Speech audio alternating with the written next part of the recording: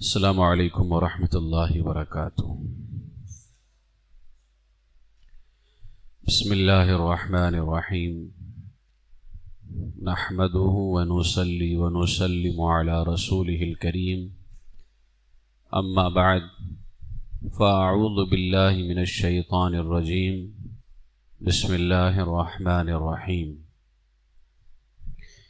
ان اللہ وملائکتہ یصلون علی النبی یا ایہا الذین آمنوا صلوا علیہ وسلموا تسلیما، اللہم صل علی سیدنا ومولانا محمد وبارک وسلم صلاۃ وسلاما علیک یا رسول اللہ صلی اللہ تعالی علیہ وسلم۔ ایک بار اور درود شریف پڑھ لیں۔ صلی اللہ علی النبی الامی وآلہ صلی اللہ علیہ وسلم صلاۃ وسلاما علیک یا رسول اللہ صلی اللہ تعالی علیہ وسلم۔ جو لوگ کلاس میں آن لائن شامل ہیں انہیں آواز ایک بالکل کلیئر آ رہی ہے نا؟ ایک بار کنفرم کر دیں آواز آ رہی ہے برابر یا نہیں۔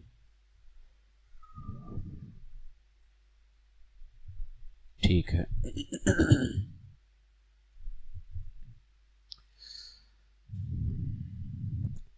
پچھلے ہفتے قیامت کے حوالے سے کچھ سوالات اور اس کے جوابات آپ کے سامنے پیش کیے گئے تھے۔ ابھی آپ لوگ سب سے پہلے جو فرسٹ پی ڈی ایف ہے، بنیادی اور ضروری باتیں، ٹھیک ہے، ضروریات دین کا جو سوال ہے اس کو کھولیے۔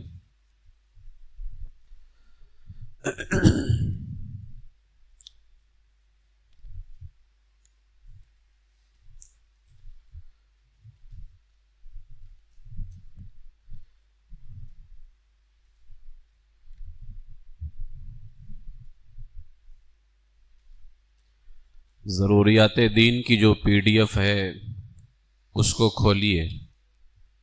اس میں دیکھیں جو ضروریات دین 14واں سوال ہے نا، سوال نمبر 14، اس میں پچھلے ہفتے میں نے کچھ نشان لگوائے تھے۔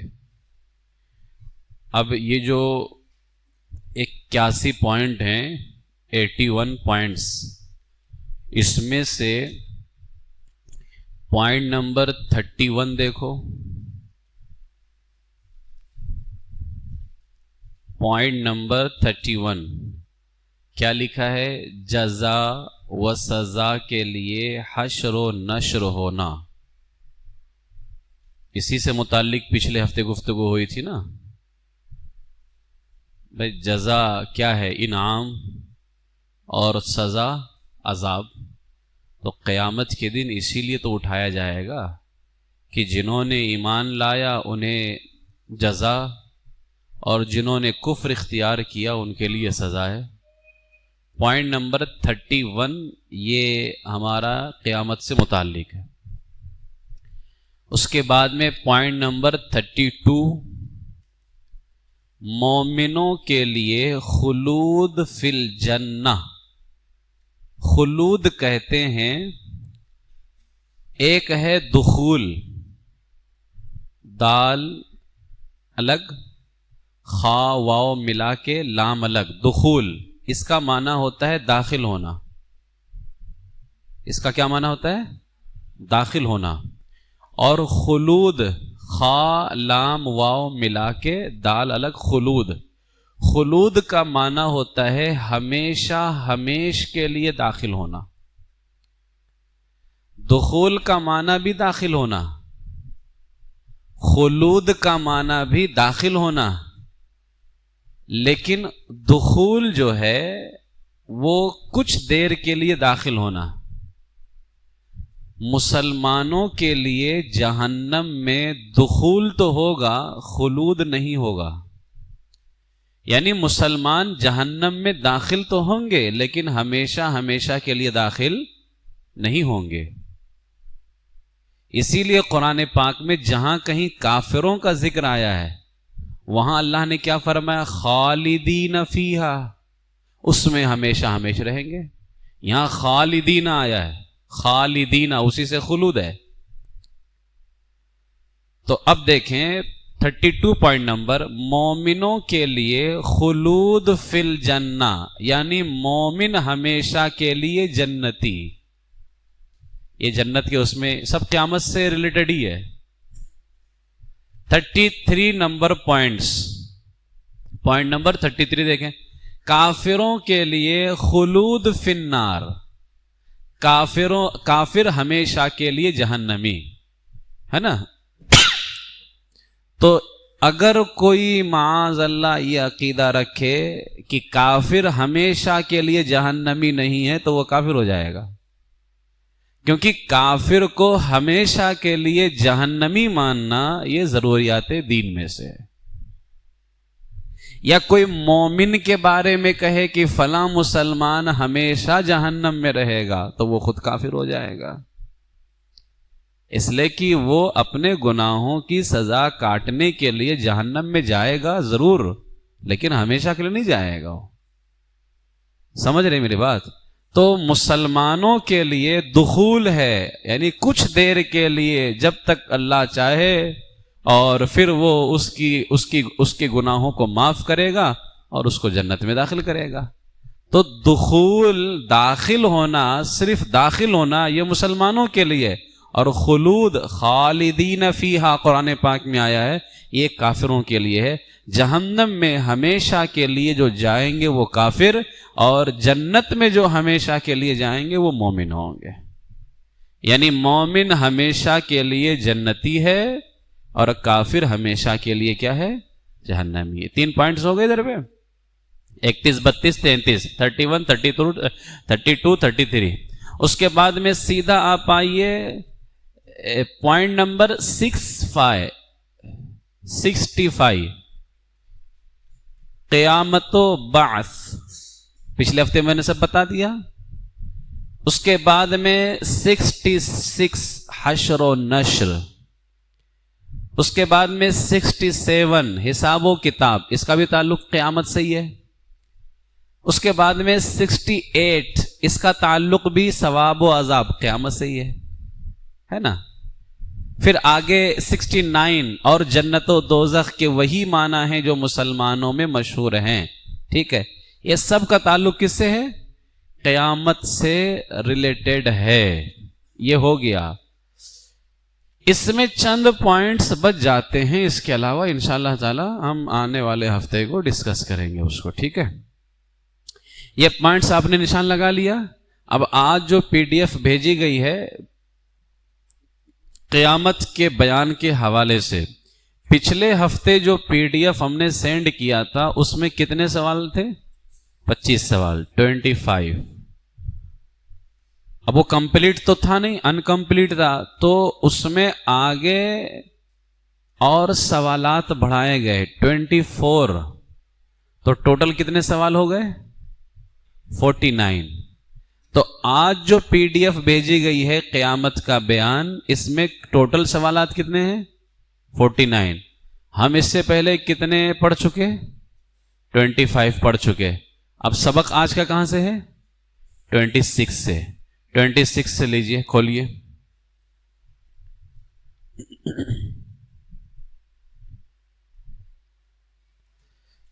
ہاں، پیج نمبر اردو والے میں پیج نمبر 13 پر ہے سوال 26.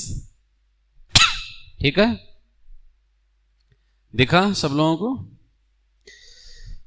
سوال 26، کیا قیامت میں ہونے والے حساب و کتاب پر ایمان لانا ضروری ہے؟ 67 نمبر پوائنٹ پہ تھا حساب و کتاب، ضروریات دین میں سے نا، وہی پوچھ رہے ہیں. کیا قیامت میں ہونے والے حساب و کتاب پر ایمان لانا ضروری ہے؟ برابر آواز آ رہی نا؟ جواب، حساب حق ہے، اعمال یعنی جو ہم عمل کرتے ہیں، عمل کی جمع اعمال ہے. ٹھیک ہے، اب وہ عمل چاہے ہم نے بول کر کے کیا ہو یا کر کے کیا ہو، ہے نا، اعمال کا حساب ہونے والا ہے، اور حساب کا منکر کیا ہے، وہ پوائنٹ سے سمجھ میں آ گیا وہاں پہ ضرورت دین. اسی لیے یہ تو ہم ایسے ہی وہ ایسے بھی چاہتا تو اسے پڑھا کر کے آگے حساب و کتاب کا جو انکار کرے کافر ہے نا. تو پوائنٹ سے ساری باتیں سمجھ میں آ جاتی ہیں. تو حساب کا انکار کرنے والا کیا ہے، کافر ہے. سوال نمبر 26، حساب کیا ہے؟ جواب، حساب کا لغوی معنی ہے شمار، یعنی کاؤنٹ کرنا. ڈکشنری میں کاؤنٹ کرنا. اور اصطلاحی معنی یعنی شریعت میں حساب کا کس کو کہتے ہیں؟ یہاں حساب وہ ہے جو شریعت میں ہے، جو بازار میں ہے وہ نہیں ہے، جو شریعت میں ہے. کہ جب حساب بولا جائے شریعت مطہرہ میں تو وہ حساب و کتاب جب ہم لیتے ہیں نا آخرت کا، وہ مراد ہے. تو اصطلاحی معنی ہے اللہ تعالی کا لوگوں کو محشر سے پلٹنے سے پہلے ان کے اعمال پر آگاہ کرنا. اب یہ محشر سے پلٹنے سے پہلے یہ کیا ہے؟ دیکھیں، جب فیصلہ ہو جائے گا، حساب کب ہوگا جانتے ہیں آپ؟ جب فیصلہ ہو جائے گا کہ یہ جنتی ہے، یہ جہنمی ہے، سب فیصلے ہو گئے، کس کو کتنے وقت کے لیے جہنم میں جانا ہے، کس کو ہمیشہ کے لیے جانا ہے، کس کو جنت میں سارے فیصلے ہو گئے. اب ہمارا حشر ہوا ہے نا، تو جہاں حشر ہوا ہے، جہاں ہم اٹھائے گئے ہیں وہ محشر ہوا. تو محشر سے پلٹنے سے پہلے یعنی میدان محشر ہے. اب جس کے لیے فیصلہ ہو گیا کہ اس نے جہنم میں جانا ہے، اس نے جنت میں جانا ہے، اس کو یہ سزا ملے گی، اس کو اتنے دن رہنا ہے، وہ فیصلہ برحق ہے، وہ ہونا ہی ہونا ہے. لیکن اب حساب ہوگا، عمل تولا جائے گا، ان کے وزن کیا جائے گا. کیوں؟ اس وجہ سے تاکہ یہ جو بندہ جہنم جا رہا ہے یہ اپنی نگاہوں کے سامنے دیکھ لے کہ اس کے حق میں فیصلہ درست کیا گیا ہے. جس کو سزا مل رہی ہے وہ یہ جان لے کہ مجھ پر ظلم نہیں کیا گیا ہے. کیوں؟ ان اللہ لا یظلم الناس شیئا، اللہ تعالیٰ کسی پر کوئی ظلم نہیں کرتا ہے. وَلَكِنَّ النَّاسَ أَنفُسَهُمْ يَظْلِمُونَ، لوگ خود اپنی جانوں پر ظلم کرتے ہیں. تو یہ حساب و کتاب، لوگ یہ سمجھتے ہیں کہ پہلے حساب کتاب ہوگا پھر جنت جہنم کا فیصلہ ہوگا. نہیں، جنت جہنم کا فیصلہ پہلے ہی ہوگا، حساب بعد میں ہوگا، تاکہ جس کے لیے جو فیصلہ ہوا ہے وہ جان لے کہ فیصلہ بالکل درست ہوا ہے.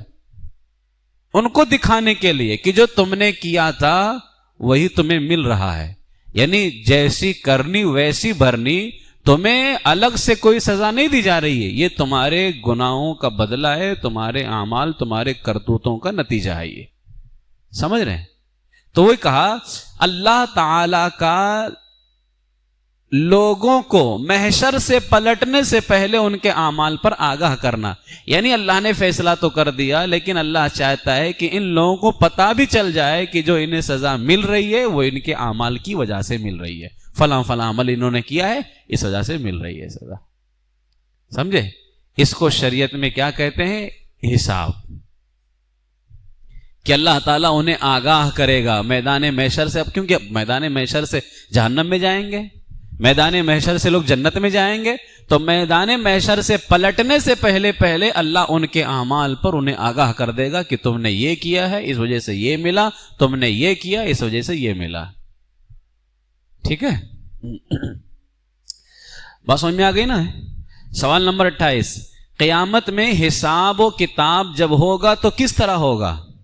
جواب، میرے آقا صلی اللہ علیہ وسلم کا فرمان ہے، ایک شخص کو حساب کتاب کے لیے کھڑا کیا جائے گا تو اسے اس قدر پسینہ آئے گا کہ اگر 1000 پیاسے اونٹ اسے پیے تو اچھی طرح سیراب ہو جائیں گے. اور اونٹ پانی بہت پیتا ہے. اتنا پسینہ ایک بندے کو آئے گا جب اللہ کی بارگاہ، ابھی حساب و کتاب کے لیے کھڑا کیا گیا، ابھی حساب و کتاب شروع نہیں ہوا ہے. اس لیے میرے آقا نے فرمایا اللہ تعالیٰ تو فضل فرمائے گا اور رحم فرمائے گا، ورنہ وہ حساب اگر لے لے تو اس کی بارگاہ میں حساب دینے کی طاقت کوئی نہیں رکھتا ہے. صرف حساب کے لیے اللہ کی بارگاہ میں کھڑا کیا جائے گا تو میرے آقا فرماتے اس ایک بندے کو اتنا پسینہ آئے گا کہ اگر 1000 پیاسے اونٹ پی لیں تو اس کا وہ پسینہ 1000 پیاسے اونٹوں کو کافی ہو جائے گا، اتنا زیادہ پسینہ آئے گا. یعنی آپ اندازہ لگائیں کہ بندہ اس وقت پریشان کتنا زیادہ ہوگا. اس لیے کہ جب کوئی پریشان ہوتا ہے پسینہ تبھی آتا ہے. اللہ تعالیٰ حساب میں ہمارے لیے آسانی پیدا فرمائے. حضور صدر الشریعہ علامہ امجد علی اعظمی علیہ رحمہ فرماتے ہیں کسی سے تو اس طرح حساب لیا جائے گا کہ خفیہ یعنی سیکریٹ، پوشیدہ طور پر اس سے پوچھا جائے گا تو نے یہ کیا اور یہ کیا، عرض کرے گا ہاں اے رب، یہاں تک کہ تمام گناہوں کا اقرار لے لے گا. اب یہ اپنے دل میں سمجھے گا کہ اب گئے، یعنی اللہ تعالیٰ اس سے خفیہ طور پر، سیکریٹ طور پر، اس کا علم دوسرے لوگوں کو نہیں ہوگا. وہاں پہ جو محشر میں لوگ جمع ہوں گے انہیں نہیں پتا ہوگا. یعنی اس کا حساب اللہ لوگوں سے چھپا کر کے لے گا. اسے پوچھے گا یہ گناہ کیا؟ ہاں. یہ گناہ کیا؟ ہاں. سارے گناہوں کا اقرار اللہ تبارک و تعالیٰ اس سے کروائے گا. اب وہ اقرار ہی کر رہا تھا، اب وہ اپنے دل میں جب اقرار کر لے گا نا تب سمجھے گا اب گئے، یعنی اب میں نے تو سارے گناہوں کو اقرار کر لی، اب پتہ نہیں میرے ساتھ کیا ہوگا. تب اللہ فرمائے گا، اب آگے جو لکھا ہے نا اب گئے کے بعد فرمائے گا، اللہ فرمائے گا ہم نے دنیا میں تیرے عیب چھپائے اور اب بخشتے ہیں. کسی کا حساب اس طرح سے بھی ہوگا، یعنی لوگوں سے اللہ تعالیٰ چھپائے گا اس کا حساب اور اس سے پوچھے گا. جب وہ سارے گناہوں کو اقرار کر لے گا تو اللہ فرمائے گا میں نے دنیا میں بھی چھپایا تھا، آج بھی چھپا کر کے حساب لیا، اب تجھے بخشتا ہوں. اور کسی سے سختی کے ساتھ ایک ایک بات کی باز پرس ہوگی، پوچھا جائے گا. جس سے یوں سوال ہوا، یعنی ایک ایک بات جس سے پوچھی جائے گی، حضور فرماتے ہیں وہ ہلاک ہوا، وہ ہلاک ہو جائے گا. کسی سے فرمائے گا اے فلاں کیا میں نے تجھے عزت نہ دی، تجھے سردار نہ بنایا اور تیرے لیے گھوڑے اور اونٹ وغیرہ کو مسخر یعنی تیرے انڈر میں نہ کیا، مسخر مینس انڈر، تیرے انڈر میں نہ کیا تو گھوڑے پہ سوار ہوتا جدھر چاہتا گھماتا، اونٹ پہ سوار ہوتا جدھر چاہتا گھماتا. کیا یہ جانور میں نے تیرے انڈر میں تیرے قبضے میں نہ کیا؟ ان کے علاوہ اور نعمتیں یاد دلائے گا، ایک ایک نعمت یاد دلائے گا اللہ تعالیٰ. وہ بندہ عرض کرے گا ہاں مولا تو نے سب کچھ دیا تھا. پھر اللہ فرمائے گا تو کیا تیرا خیال تھا کہ مجھ سے ملنا ہے؟ یعنی تو ایسے زندگی گزار رہا تھا کہ تیرا خیال ہی نہیں تھا کہ مجھ سے ملے گا بھی تو. وہ عرض کرے گا نہیں. تو اللہ فرمائے گا تو جیسے تو نے ہمیں یاد نہ کیا، یعنی تو جیسے تو نے ہمیں یاد نہ کیا، میں نے تجھے سب کچھ دیا لیکن تو ایسے زندگی گزار رہا تھا، ایسا لگ رہا تھا کہ تجھے مجھ سے ملنا ہی نہیں ہے. تو وہ بندہ کہے گا ہاں مولا میں اسی طرح زندگی گزار رہا تھا کہ تجھے میں نے فراموش کیا، تجھے بلا دیا میں نے. تو اللہ فرمائے گا تو جیسے تو نے ہمیں یاد نہ کیا ہم بھی تجھے عذاب میں چھوڑتے ہیں، ہم بھی تجھے عذاب میں چھوڑتے ہیں. بعض کافر ایسے بھی ہوں گے کہ جب نعمتیں یاد دلا کر فرمائے گا کہ تو نے کیا کیا، جب اللہ نعمتیں یاد دلائے گا تو کافروں سے پوچھے گا تو نے کیا کیا. وہ عرض کرے گا یعنی کافر کہے گا تجھ پر اور تیری کتاب اور تیرے رسول پر ایمان لایا تھا. کافر تو وہ کہے گا کہ میں تجھ پر، تیرے رسول پر، تیری کتاب پر ایمان لایا، نماز پڑھی، روزے رکھے، صدقہ دیا، ان کے علاوہ جہاں تک ہو سکے گا نیک کاموں کا وہ ذکر کرتا جائے گا. میں نے یہ کیا، میں نے وہ کیا، میں نے یہ کیا، سب کچھ کیا. ارشاد ہوگا تو اچھا تو ٹھہر جا، ہے کافر اور ایمان کا بھی دعویٰ کر رہا ہے، ذکر کا بھی دعویٰ کر رہا ہے، تلاوت کا بھی دعویٰ کر رہا ہے، ہر چیز کا دعویٰ کر رہا ہے، مولا میں نے یہ بھی کیا، یہ بھی کیا، یہ بھی کیا، تو اللہ فرمائے گا اچھا تو ٹھہر جا، تجھ پر اب گواہ پیش کرتا ہوں میں، اب تجھ پر گواہ پیش کیے جائیں گے۔ یہ اپنے من میں سوچے گا، جی میں، یہ پہ لکھا ہوا ہے، یہ اپنے جی میں یعنی من میں سوچے گا مجھ پر کون گواہی دے گا، یعنی یہ سوچ رہا تھا کہ میں جھوٹ بول کے کام چلا لوں گا۔ جیسے کافر آج اللہ تبارک و تعالیٰ کے حوالے سے یہ نظریہ رکھتے ہیں کہ اسے پتہ نہیں چلتا، جبکہ اللہ عالم الغیب والشہادہ ہے، سب کچھ جانتا ہے۔ تو یہ کافر سوچیں گے کہ ہم جھوٹ بول کے کام چلا لیں گے، اللہ فرمائے گا اب تجھ پر گواہی پیش ہوتی ہے۔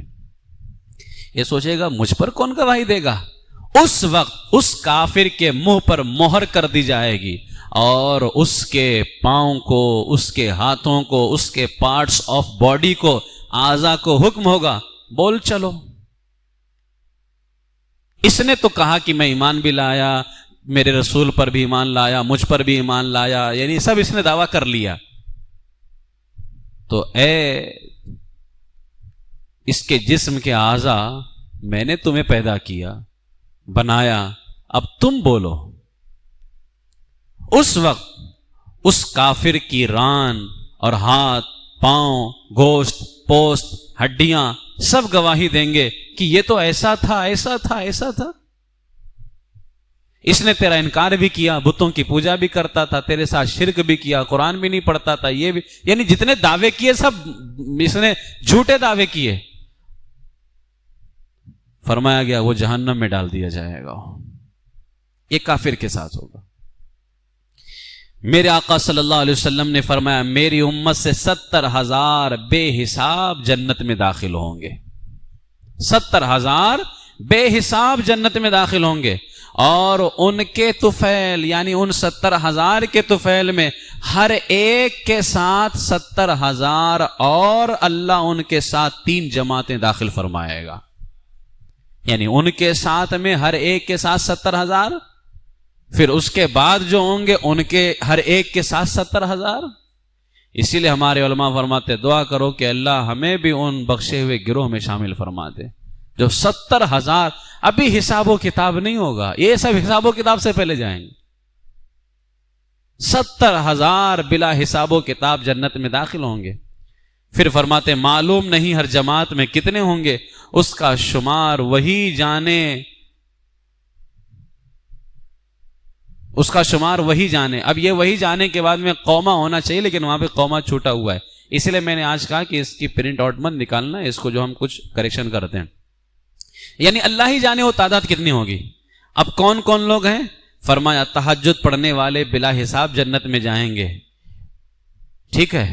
اس کے بعد میں فرمایا اس امت میں وہ شخص بھی ہوگا، یعنی ایک بندہ جس کا ذکر حضور نے فرمایا حدیث پاک میں، وہ شخص بھی ہوگا جس کے 99 دفتر، 99 اس کے دفتر رجسٹر گناہوں کے ہوں گے، اور ہر دفتر اتنا بڑا ہوگا جہاں تک نگاہ پہنچے اتنا بڑا ہوگا، یعنی 99 رجسٹر، 99 رجسٹر اس ایک بندے کے، یعنی حضور فرماتے ہیں میری امت میں ایک بندہ ایسا ہوگا جس کے 99 رجسٹر ہوں گے اور وہ 99 گناہوں سے بھرے، صرف ایک رجسٹر اس کے پاس میں ہوگا جو نیکیاں ہوں گی۔ تو بھاری کیا ہے؟ 99 گناہ بھاری ہے، زیادہ تو گناہ ہے یہاں پہ، اور فرمایا اتنا بڑا رجسٹر ہوگا کہ جہاں تک نگاہ جائے رجسٹر اتنا بڑا ہوگا۔ فرماتے ہیں سب کھولے جائیں گے رجسٹر، 99 رجسٹر سب کھولے جائیں گے۔ رب عز و جل فرمائے گا ان میں سے کسی امر کا تجھے انکار تو نہیں ہے، یعنی یہ جو تو نے 99 رجسٹر میں تیرے گناہ لکھے ہیں، کسی بات کا انکار تو نہیں کرتا ہے نا، یہ سارے گناہ تو نے کیے ہیں، یہ بتا کیا میرے فرشتے جو کرامن کاتبین تھے انہوں نے تجھ پر ظلم تو نہیں کیا؟ یہ اللہ پوچھے گا، وہ عرض کرے گا نہیں اے رب، میں نے یہ سارے گناہ کیے ہیں، تیرے فرشتوں نے جھوٹ نہیں لکھا ہے، سچ لکھا ہے، میرے مولا یہ میرے گناہ ہیں۔ تو اللہ فرمائے گا تیرے پاس کوئی عذر ہے؟ تو نے کیوں کیا؟ کوئی مجبوری ہے؟ کہے گا نہیں مولا کوئی مجبوری نہیں ہے۔ اللہ فرمائے گا ہاں تیری ایک نیکی ہمارے حضور میں ہے اور آج میں تجھ پہ ظلم نہیں کروں گا۔ 99 رجسٹر گناہوں کے بھرے ہوئے ہیں، اللہ فرماتا لیکن تیری ایک نیکی میرے پاس ہے، میں تجھ پر آج ظلم نہیں کروں گا۔ اس وقت ایک پرچہ جس میں اشہد اللہ الہ الا اللہ و اشہد ان محمدن عبدہ و رسولہ صلی اللہ علیہ وسلم ہوگا، یعنی بندے نے پڑھا ہوگا، اللہ کی بارگاہ میں قبول ہو گیا، نکالا جائے گا اور حکم ہوگا جا تلوا۔ تولوا یہ گاؤں میں بولتے ہیں، تولنا جو تو تولنا وزن کرنا، گاؤں میں جا تولوا لے، یہ وہی ہے۔ اصل میں بہار شریعت کی اردو ہے نا، تو حضور صدر الشریعہ علیہ رحمہ جو ہے حضرت بھی یو پی کے تھے، تو کہیں کہیں وہ لفظ آتے ہیں جو بڑے پیارے لفظ ہوتے ہیں، یہ سب لفظ بڑے پیارے ہوتے ہیں، بزرگوں کی زبان سے نکلے ہوئے ہوتے ہیں نا۔ اللہ فرمائے گا وہ 99 لے، کیونکہ 99 ایک پلے میں رکھے جائیں گے دفتر، اور جو نیکی ہے اس کے پاس ہے ہی نہیں۔ اللہ فرمائے گا جا وہ 99 ایک دفتر، ایک پلے میں دفتر، اور یہ ایک پرچہ ایک پلے میں، جا تلوا یعنی وزن کروا۔ وہ عرض کرے گا اے رب یہ پرچہ ان دفتروں کے سامنے کیا ہے، اتنا چھوٹا پرچہ، وہ 99 رجسٹر جس کو دیکھو تو جہاں تک نگاہ ہے وہاں تک رجسٹر بڑا ہے۔ اللہ فرمائے گا جا تجھ پر ظلم نہیں ہوگا۔ پھر ایک پلے پر یہ سارے دفتر رکھے جائیں گے اور ایک میں وہ پرچہ رکھا جائے گا، اور وہ پرچہ ان دفتروں سے بھاری ہو جائے گا، ان دفتروں سے بھاری ہو جائے گا۔ فرمایا بالجملہ، بالجملہ یعنی خلاصہ، بالجملہ اس کو انگلش میں کیا بولیں گے؟ خلاصے کو کیا بولتے ہیں؟ بالجملہ۔ خلاصہ کو انگلش میں کیا یعنی کسی کا نچوڑ جو ہوتا ہے، ہاں کیا ان شارٹ بھی ہوتا ہے نا، ہاں۔ خلاصہ یہ ہے کہ اللہ کی رحمت کی کوئی انتہا نہیں، جس پر رحم فرمائے تھوڑی چیز بھی بہت زیادہ ہے، جس پر اللہ رحم فرمائے تھوڑی چیز بھی۔ دیکھیں یہاں پہ ایک پرچہ تھا جس میں یہ کلمہ لکھا ہوا تھا، 99 گناہوں کو اس نے نیچے کر دیا۔ سبقت رحمتی علی غضبی، اللہ فرماتا ہے میری رحمت میرے غضب سے آگے گئی، سبقت لے گئی۔ ٹھیک ہے، اب آگے دیکھیں، یہ اس طرح سے حساب و کتاب ہوگا قیامت میں۔ سوال یہ تھا نا قیامت میں حساب و کتاب کس طرح سے ہوگا؟ اللہ سے دعا کرو کہ اللہ تعالیٰ کی بارگاہ میں ہمارا حساب و کتاب آسان ہو۔ حساب و کتاب اگر آسان ہوگا تو ہی ہمارے لیے نجات ہے، ورنہ بندہ ہلاک ہو جائے گا۔ اللہ کی بارگاہ میں حساب دینے کی طاقت کوئی بھی نہیں رکھتا ہے۔ سوال نمبر 29، یہ جو اعمال نامہ ہے، رجسٹر ہے، یہ کیسے دیا جائے گا؟ کہتے ہیں نا کہ دائیں ہاتھ میں بھی دیا جائے گا، بائیں ہاتھ میں بھی دیا جائے گا۔ اللہ کرے ہمارے داہنے ہاتھ میں ہمارا نام اعمال دیا جائے، لیکن جب دیا جائے گا کیسے دیا جائے گا؟ فرماتے قیامت کے دن ہر شخص کو اس کا نام اعمال دیا جائے گا، نیکوں کے دہنے ہاتھ میں اور بروں کے بائیں ہاتھ میں۔ اور کافر کو جب دیا جائے گا تو کافر کا سینہ توڑ کر اس کا بایاں ہاتھ اس سے پسے پشت، پس مینس بیک یعنی پیچھے، اور پشت کو بھی یعنی پیٹھ کو بھی بیک ہی بول دیتے ہیں، تو پیٹھ کے پیچھے جو ہے اس کا بایاں ہاتھ، یعنی نیک کو، مومن جو نیک ہوں گے ان کو داہنے ہاتھ میں دیا جائے گا، مومن جو گنہگار ہوں گے انہیں بائیں ہاتھ میں دیا جائے گا، کافر کو بھی بائیں ہاتھ میں دیا جائے گا، لیکن کافر کا بایاں ہاتھ جو ہوگا اس کو سینے سے توڑ کر بایاں ہاتھ پیٹھ کے پیچھے نکال کر کے پھر اس کو دیا جائے گا۔ یہ اس وقت اس کا حال ہوگا، ابھی جہنم میں نہیں ڈالا گیا ہے، کافر کا یہ حال ہوگا۔ اللہ تعالیٰ ایمان پر موت نصیب فرمائے۔ اسی لیے حالات فرماتے نا، انہیں جانا انہیں مانا نہ رکھا غیر سے کام، للہ الحمد میں دنیا سے مسلمان گیا۔ بندہ کتنا ہی گنہگار کیوں نہ ہو، کم سے کم جہنم سے نکلے گا تو۔ کافروں کا جو عذاب ہے بہت سخت عذاب ہے، اللہ تعالیٰ اہل سنت پر استقامت نصیب فرمائے۔ سوال نمبر 30، حساب اتنا سخت ہوگا تو اب ظاہر ہے میرے آقا علیہ الصلوۃ والسلام نے نہ ہمیں دنیا میں بے سہارا چھوڑا ہے، نہ آخرت میں چھوڑیں گے۔ اعلیٰ حضرت اسی لیے فرماتے ہیں نا، ڈر تھا کہ عصیاں کی سزا اب ہوگی یا روز جزا، یعنی ہمیں ڈر لگا رہتا تھا کہ ہمارے جرموں کی سزا دنیا میں ملتی ہے یا آخرت میں ملے گی۔ دی ان کی رحمت نے صدا، یہ بھی نہیں وہ بھی نہیں، میرے اعمال کا بدلہ تو جہنم ہی تھا، میں تو جاتا میرے سرکار نے جانے نہ دیا۔ خوف نہ رکھ رضا ذرا، تو ہے عبد مصطفیٰ، تیرے لیے امان ہے، تیرے لیے امان ہے، تو یہ بچے گا۔ اب حساب اتنا سخت ہوگا تو ظاہر ہے حساب جلد ہو جائے کون نہیں چاہے گا۔ میرے آقا علیہ الصلوۃ والسلام کا سوال نمبر 30، حساب سے جلد نجات کون پائے گا، کون جلدی چھٹکارا پائے گا؟ تو میرے آقا علیہ السلام کا فرمان ہے، اے لوگو، بے شک قیامت کے دن اس کی دہشت اور گھبراہٹ اور حساب کتاب سے جلد نجات پانے والا شخص وہ ہوگا جس نے تم میں سے مجھ پر دنیا میں سب سے زیادہ درود شریف پڑھا ہوگا۔ جس نے سب سے زیادہ درود شریف پڑھا ہوگا قیامت کے دن اس کا حساب بہت جلد ہوگا۔ اس لیے درود شریف پڑھ لیں 3 مرتبہ کم سے کم ابھی۔ اللہم صلی علی سیدنا مولانا محمد معدن الجود والکرم وآلہ الکرام وابنہ الکریم وامتہ الکریمہ وبارک وسلم۔ اللہم صلی علی سیدنا مولانا محمد معدن الجود والکرم وآلہ الکرام وابنہ الکریم وامتہ الکریمہ وبارک وسلم۔ اللہم صلی علی سیدنا ومولانا محمد معدن الجود والکرم وآلہ الکرام وابنہ الکریم وامتہ الکریمہ وبارک وسلم۔ ہم نے اس نیت کے ساتھ پڑھا ہے کہ یہ ہمارا درود شریف کا تحفہ ہمارے آقا کی بارگاہ میں پہنچتا ہے اور حضور کی بارگاہ میں ایسے پیش کیا جاتا ہے، یا رسول اللہ فلاں بن فلاں نے آپ کی بارگاہ میں درود کا تحفہ پیش کیا ہے۔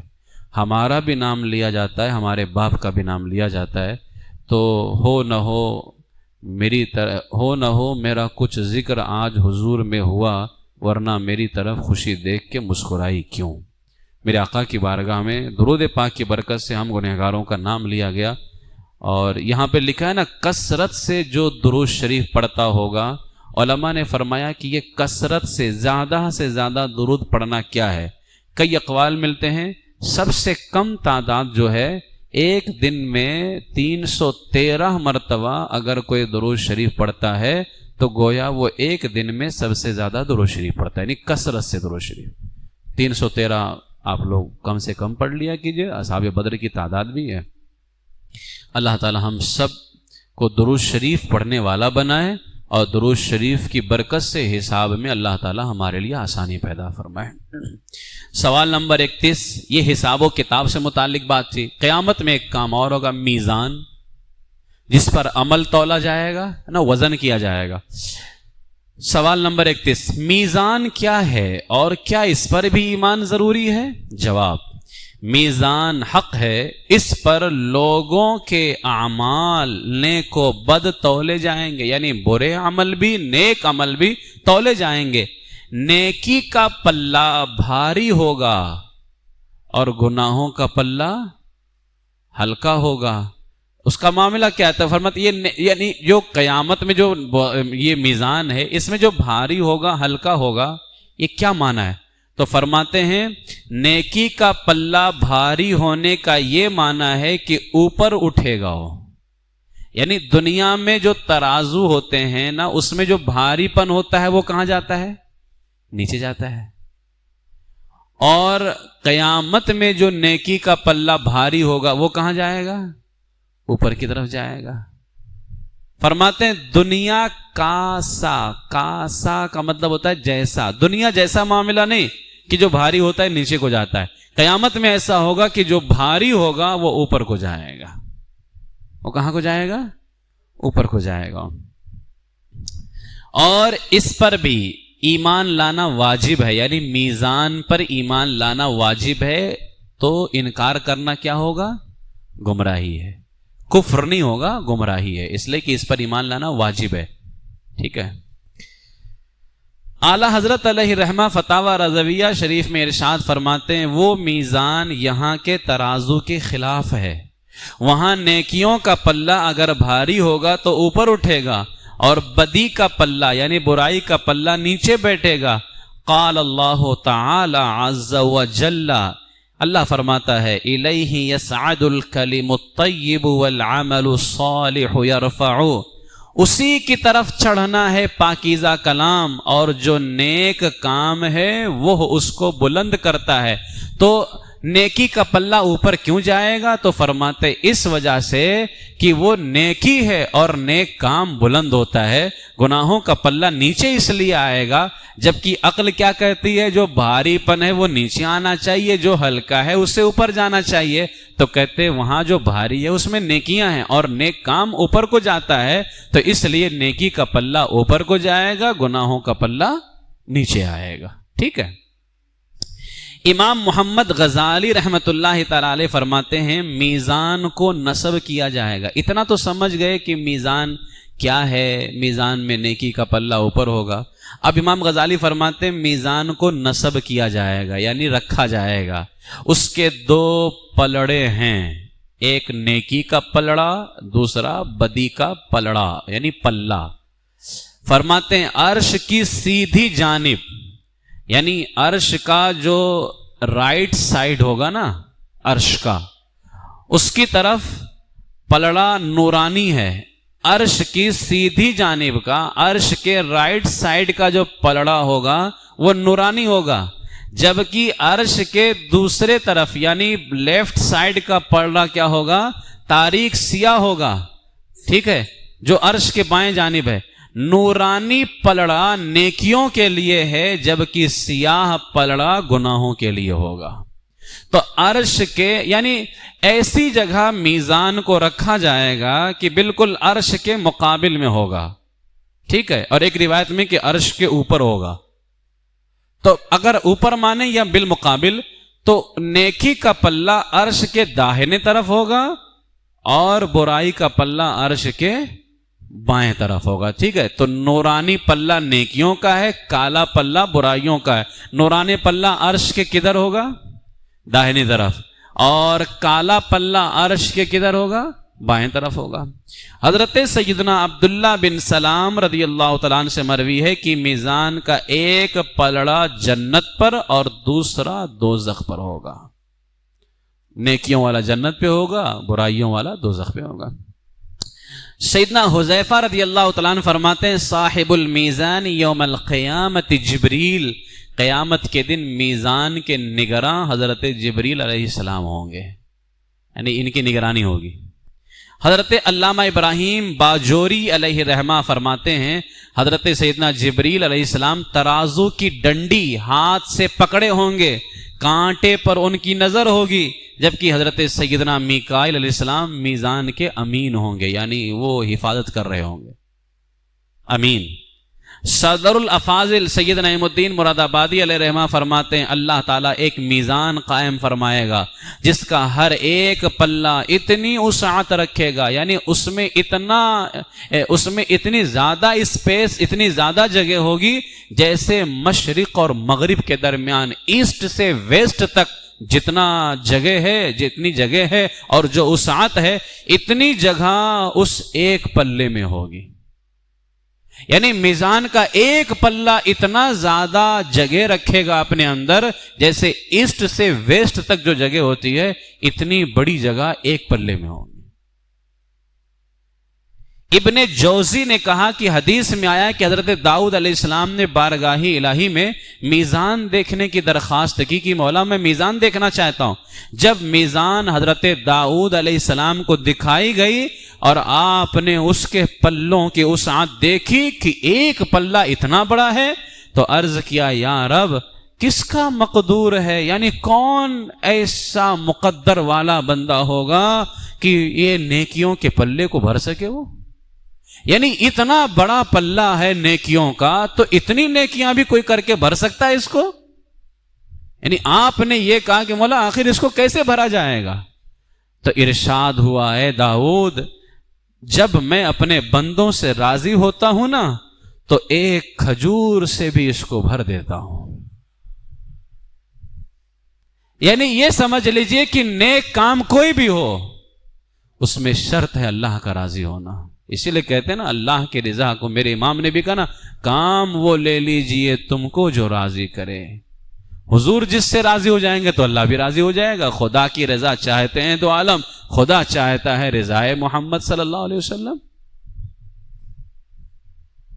تو اللہ فرماتا ہے اے داؤد جب میں اپنے بندوں سے راضی ہوتا ہوں نا تو ایک کھجور سے اس کو بھر دیتا ہوں. یعنی تھوڑی نیکی بھی مقبول ہو جائے تو فضل الہی سے اتنی بڑھ جاتی ہے کہ وہ پورے میزان کو بھر دے وہ، اگر اللہ کی بارگاہ میں مقبول ہو جائے تو. اس لیے نیک کام جب بھی کریں تو اللہ کی رضا کے لیے کریں تاکہ اللہ کی بارگاہ میں وہ مقبول ہو جائے. ٹھیک ہے. یہ میزان کے حوالے سے جو سوال تھا نا کہ میزان کیا ہے، یہ اس کی تھوڑی تفصیل تھی. اور میزان پر ایمان کیا ضروری ہے وہ میں نے بتایا. میزان پر ایمان کیا ہے؟ واجب ہے. انکار کیا ہوگا؟ گمراہی ہوگی. یہ سب سوالات آئیں گے امتحان میں، یاد رکھیے گا. ہاں وہاں بیٹھ کے پھر منہ نہیں دیکھنا. اس لیے وہ جو مارکر ہوتا ہے نا یہ سب پی ڈی ایف میں جہاں جہاں، کیونکہ اس میں بہت ساری باتیں معلومات بھی ہیں، ٹھیک ہے، جہاں جہاں عقیدے کے نا اس کو انڈر لائن کر دو تاکہ وہاں پہ آپ کی نگاہ اس کو اس طرح سے ہائی لائٹ کرو نا کہ اس کو پڑھتے نگاہ آپ کی وہیں پڑ جائے. کیونکہ کہیں کہیں کچھ لائنز بڑے اہم ہوتے ہیں نا تو اس کو جو ہے نا آپ اس طرح سے جو ہے نا ہائیڈ لائٹ کر دیجئے کہ وہاں دیکھتے ہی فوراً اس پہ جو ضروری ہے اس پہ آپ کی نگاہ پڑے. سوال نمبر 32، مقام محمود کیا ہے؟ یہ بھی آخرت میں، یہ قیامت میں مقام محمود. جواب، حضور اقدس صلی اللہ علیہ وسلم کو اللہ عز و جل مقام محمود عطا فرمائے گا. محمود کہتے ہیں وہ جہاں ہر کوئی تعریف کر رہا ہو. تو یہ مقام قیامت میں اللہ کس کو عطا فرمائے گا؟ اپنے محبوب کو عطا فرمائے گا. اور جب حضور اس جگہ کھڑے ہوں گے تو کیا ہوگا؟ تمام اولین و آخرین حضور کی حمد و ستائش کریں گے. تمام اولین، ہر کوئی شروع سے اخیر تک، انبیاء ہوں، رسول ہوں، فرشتے ہوں، صحابہ ہوں، اولیاء ہوں، اہل بیت ہوں، جو بھی ہیں، حتیٰ کہ کفار بھی، اہل محشر، سب کے سب حضور کی تعریف کر رہے ہوں گے. اسی کو کہتے ہیں مقام محمود. قرآن شریف میں اللہ نے فرمایا نا عسیٰ ان یبعثک ربک مقاما محمودا، ان قریب تیرا رب تجھے مقام محمود عطا کرے گا. مفتی احمد یار خان نعیمی رحمۃ اللہ تعالی علیہ فرماتے یہ وہ جگہ ہے جہاں حضور علیہ السلام دولہا بنائے جائیں گے. مفتی حضور حجت علیہ السلام علامہ حامد رضا فرماتے ہیں نا گناہگاروں کا روز محشر شفیع خیر الانام ہوگا، دلہن شفاعت بنے گی، دولہا نبی علیہ السلام ہوگا. اور یہی وہ جگہ جہاں کھڑے ہو کر کے حضور علیہ الصلوۃ والسلام شفاعت کا دروازہ کھولیں گے، جس کو شفاعت کبریٰ کہتے ہیں. اسی لیے فرمایا دلہن شفاعت بنے گی، دولہا نبی علیہ السلام ہوگا، گناہگاروں کا روز محشر شفیع خیر الانام ہوگا. سارے اولین و آخرین، کفار اور مومنین، انبیاء، مرسلین، بلکہ خود رب العالمین حضور کی ایسی تعریف کریں گے جو آج ہمارے خیال و وہم سے ورا ہے. یعنی صرف مخلوق ہی تعریف نہیں کرے گے، اللہ بھی محبوب کی تعریف کرے گا. اسی لیے اعلیٰ فرماتے اے رضا خود صاحب قرآن ہے مداح حضور، تجھ سے کب ممکن ہے پھر مدحت رسول اللہ کی. اللہ بھی تعریف کرے گا اپنے محبوب کی. فرماتے ہیں جو آج ہمارے خیال و وہم سے ورا ہیں، یعنی ہم سوچ بھی نہیں سکتے وہ تعریف ہوگی. وہ مقام نہ معلوم کیسا عظیم الشان ہے جس کا رب نے قرآن شریف میں اعلان فرمایا، اور ہم لوگوں کو ہر اذان کے بعد اس کی دعا مانگنے کا حکم دیا ہے. اللہ تعالیٰ نے ہر اذان کے بعد میں اللہم رب هذه الدعوة التامة والصلاة القائمة آت سیدنا محمدا الوسیلة والفضیلة والدرجة الرفیعة وابعثه مقاما محمودا الذي وعدته وارزقنا شفاعته يوم القيامة انك لا تخلف الميعاد.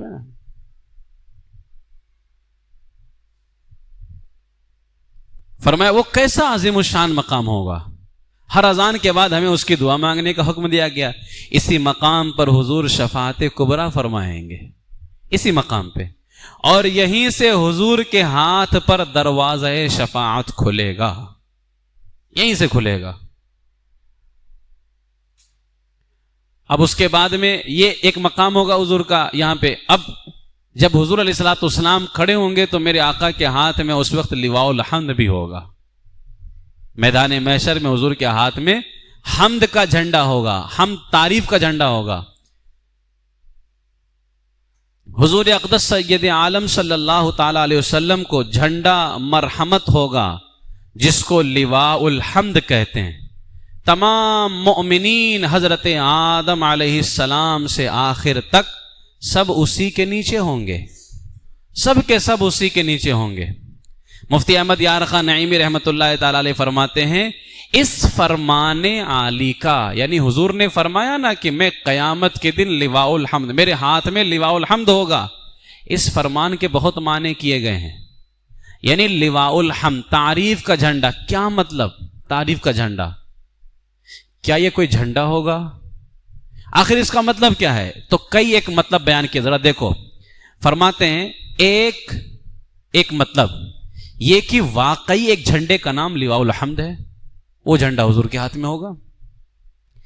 یہ جھنڈا اللہ تعالیٰ کی اعلیٰ نعمت ہے جو صرف حضور کو عطا ہوگی، کیونکہ اللہ کی حمد سب سے افضل ہے، سب سے افضل ہے اللہ کی حمد. اور یہ ہے حمد کا جھنڈا تو سب سے افضل کے ہاتھ میں دیا جائے گا. ایک مطلب یہ ہوا کہ حقیقت میں کوئی جھنڈا ہوگا. دوسرا یہ کہ قیامت میں سب سے پہلے سجدے میں گر کر اللہ کی بے مثال حمد حضور ہی کریں گے. یعنی اس کا ایک مطلب یہ بیان کیا گیا کہ قیامت میں سب سے پہلے سجدے میں گر کر اللہ کی بے مثال تعریف کون کریں گے؟ حضور کریں گے. ایسی حمد کریں گے جو اس سے پہلے کسی نے نہ کی ہو، اور علانیہ کھلم کھلا ظاہری طور پر بھی حمد حضور ہی کریں گے. حمد کے جھنڈے سے یہی مراد ہے، یعنی علانیہ حمد، یعنی میدان محشر میں سب کے سامنے سب سے پہلے اللہ کی تعریف کون کرے گا؟ حضور علیہ الصلوۃ والسلام. اس لیے کہتے حضور کو لواء الحمد، حمد کا جھنڈا دیا جائے گا. تیسرا اس کا یہ مطلب ہے کہ حمد سے مراد ہے اللہ تعالی کا حضور کی تعریف کرنا. حمد کرنا، تعریف، یعنی ابھی جو اوپر میں نے بتایا کہ اللہ تعالیٰ بھی محبوب کی تعریف کرے گا، تو لواء الحمد کا ایک مطلب تو یہ ہو گیا کہ یقیناً وہ کوئی جھنڈا ہوگا اللہ کی تعریف کا، اور اللہ کی تعریف سب سے افضل ہے تو وہ جھنڈا سب سے افضل یعنی میرے آقا کے ہاتھ میں دیا جائے گا. دوسرا مطلب یہ تھا کہ لواء الحمد یعنی حمد کا جھنڈا، اس کا مطلب یہ ہے کہ سب سے پہلے سجدے میں گر کر حضور اللہ کی تعریف کریں گے تو یہ لواء الحمد، یعنی حضور کا یہ مقام ہوگا کہ جس نے اللہ کی سب سے بڑھ کر تعریف کی ہے وہ رسول پاک سید عالم صلی اللہ علیہ وسلم ہے. ایک مطلب یہ. تیسرا مطلب یہ تھا کہ اللہ تعالیٰ جو حضور کی تعریف کرے گا، یعنی تیسرا مطلب یہ کہ اللہ تعالیٰ کا حضور کی حمد فرمانا اور آپ کی حمد کا اعلان کرنا، یعنی میں جس کی تعریف کر رہا ہوں تم سب اس کی تعریف کرو، کہ تمام دنیا اور خود خدا تعالیٰ حضور کی حمد فرمائے، آپ کی حمد کا اعلان کرے. اور حضور کی اسی حمد کے بارے میں قرآن پاک میں ہے عسیٰ ان یبعثک ربک مقاما محمودا، ان قریب تجھے وہ مقام دیا جائے گا جہاں ہر کوئی تیری تعریف کر رہا ہوگا، ہر کوئی.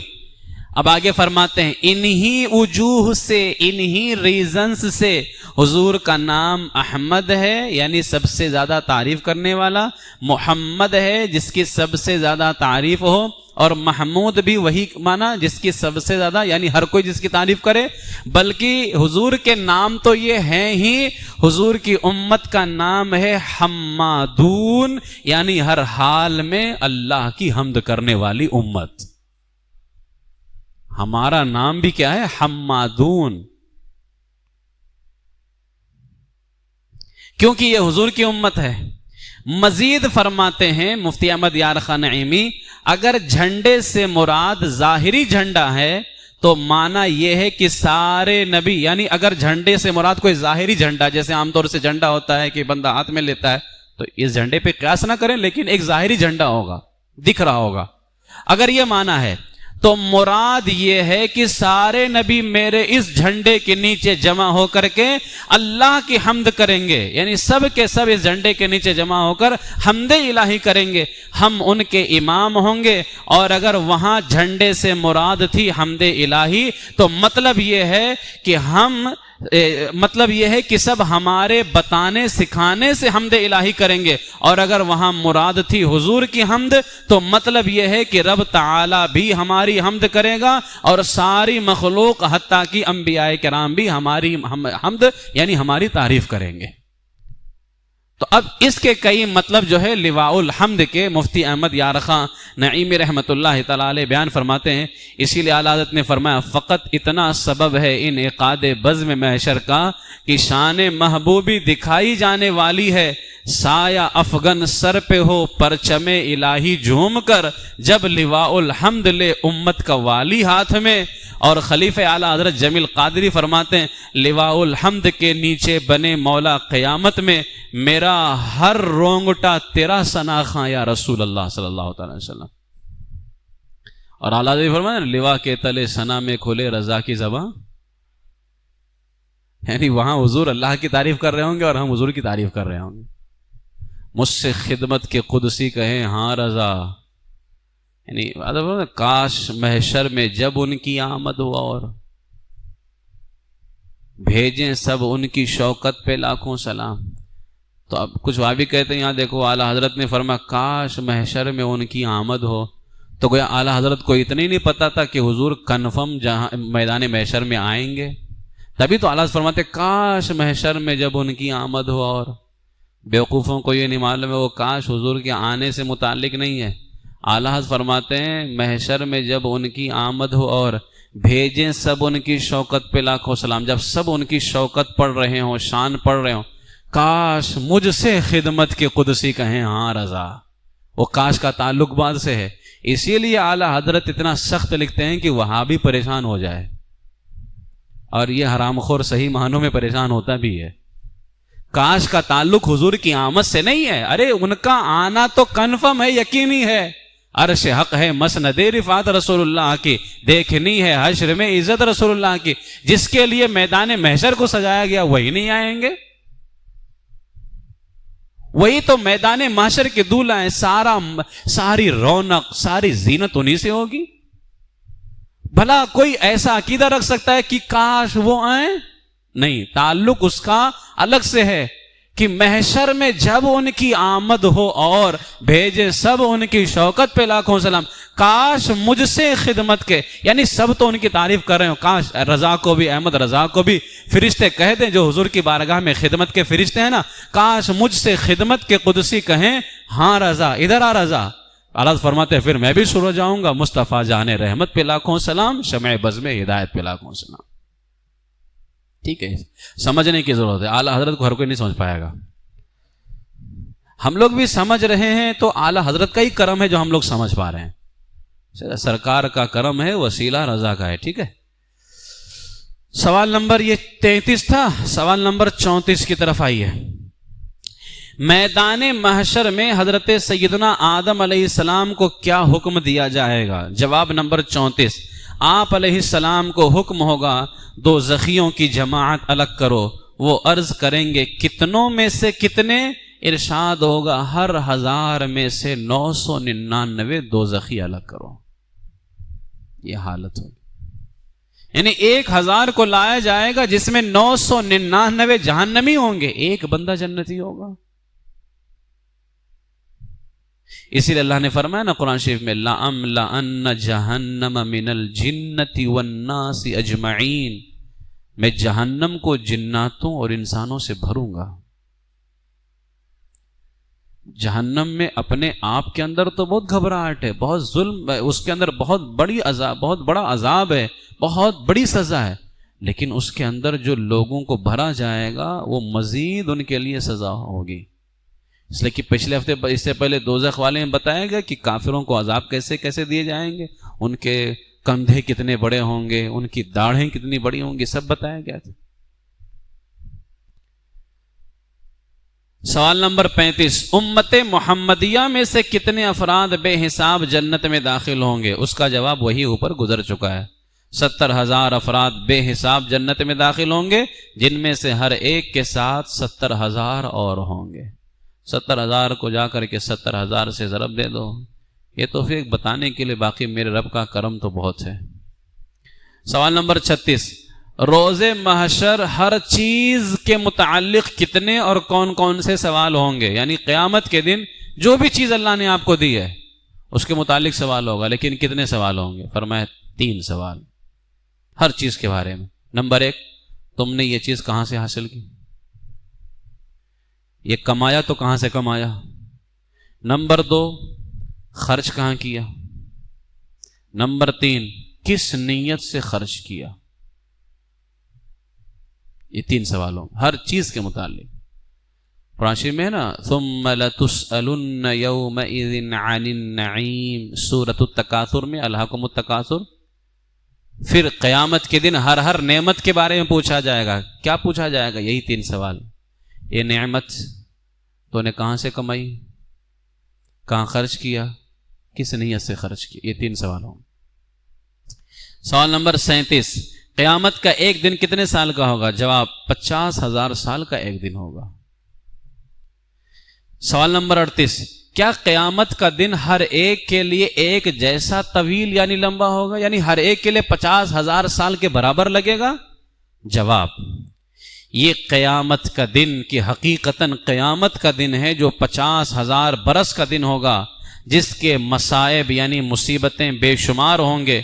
مولا عز و جل کے جو خاص بندے ہیں ان کے لیے اتنا ہلکا کر دیا جائے گا کہ معلوم ہوگا کہ اس میں اتنا وقت صرف ہوا جتنا ایک وقت کی نماز فرض میں صرف ہوتا ہے. یعنی جو نیک بندے ہوں گے نا، وہ قیامت کا ایک دن ان کو ایسے پتہ چلے گا جیسے ایک فرض نماز کا ٹائم جو ہوتا ہے، بس اتنا ان بندوں کے لیے. اب آپ دیکھیں اللہ تعالیٰ کی قدرت ذرا دیکھیں نا. جو لوگ معراج پہ، حضور کی معراج پہ، اچھا یہ حدیث کیا یہ خبیث نہیں پڑتا ہوگا؟ مردود پڑھتے ہوں گے نا. قیامت کا وہی ایک دن ہے، کسی کے لیے 50,000 سال کے برابر ہوگا. اور اللہ تعالیٰ فضل فرمائے تو بزرگوں کے لیے، اللہ کے نیک بندوں کے لیے ایسے ہوگا جیسے فرض نماز.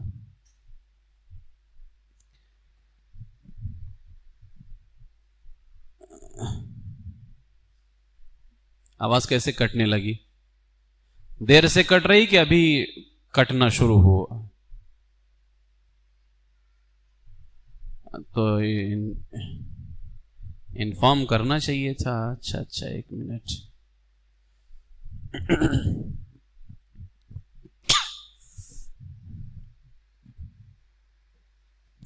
تم کوشش ہی کرتے رہو، اگلی بار کوشش رہے گی کہ آواز اچھی آئے. ایسا لگ رہا ہے فرسٹ ٹائم بیٹھے ہوئے. ابھی آواز آ رہی ہے؟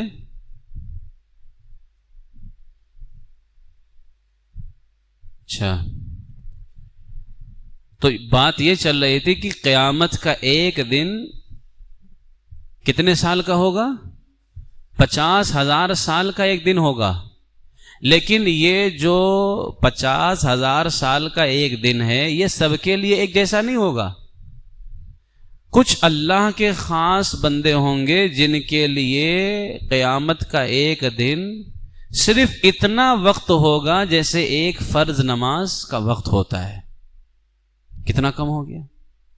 فرض نماز میں کتنا وقت جاتا ہے؟ مشکل سے پکڑ لیں 10 منٹ، 15 منٹ، 20 منٹ. کہاں 50,000 سال، کہاں 20 منٹ. کسی کو وہ ایک دن 50,000 سال لگے گا اور کسی کو وہی ایک دن ایک فرض نماز کے ٹائم کے برابر لگے گا؟ اس کو ہر کوئی مانے گا، اس حدیث کو وہابی بھی پیش کرے گا، تو پھر میرے آقا علیہ السلام کے معراج شریف پہ، یہ معراج شریف کا مہینہ بھی چل رہا ہے، حضور کے معراج شریف پر تمہیں موت کیوں آتی ہے؟ پھر یہ مرنے لگتے ہیں کہ کیسے اتنے اوپر چلے گئے، بستر بھی گرم رہا، کنڈی بھی ہلتی رہی، پانی بھی بہتا رہا، کیسے چلے گئے، کیسے چلے آئے؟ تو بیوقوفو، تمہیں نہیں پتا معراج کرانے والا اللہ تبارک و تعالیٰ تھا، اور جب وہ ساتھ تھا، سبحان الذی اسری بعبدہ، پاک ہے وہ ذات جس نے اپنے خاص بندے کو سیر کرائی، تو کرانے والا اللہ تبارک و تعالیٰ تھا، اور بے عبد ہی ہے، اس میں جو عبد جو ہے بندہ ہی اپنے بندے، یہ جو بی ہے، یہ بی تمہارے لیے مصیبت ہے، یہ کیونکہ بی عربی میں جو ہوتا ہے نا، وہ کئی معنوں کے لیے آتا ہے، بی با عربی میں مصاحبت کے لیے بھی آتا ہے، ساتھ کا معنی پیدا کرنے کے لیے آتا ہے، سمجھے؟ ساتھ کا معنی، تو گویا مطلب یہ ہے کہ معراج کرانے والا ساتھ تھا، میں نے اپنے خاص بندے کو سیر کرائی راتوں رات، تو سیر کرانے والا تو اللہ تبارک و تعالیٰ تھا نا، تو وہی رات کا وہ حصہ کسی کے لیے پوری رات ہے، اور اسی کو اللہ تعالیٰ نے محبوب کے لیے کتنا بنا دیا، بستر بھی گرم رہا، پانی بھی بہتا رہا، زنجیر بھی ہلتی رہی، بالکل شارٹ کر دیا اس کو۔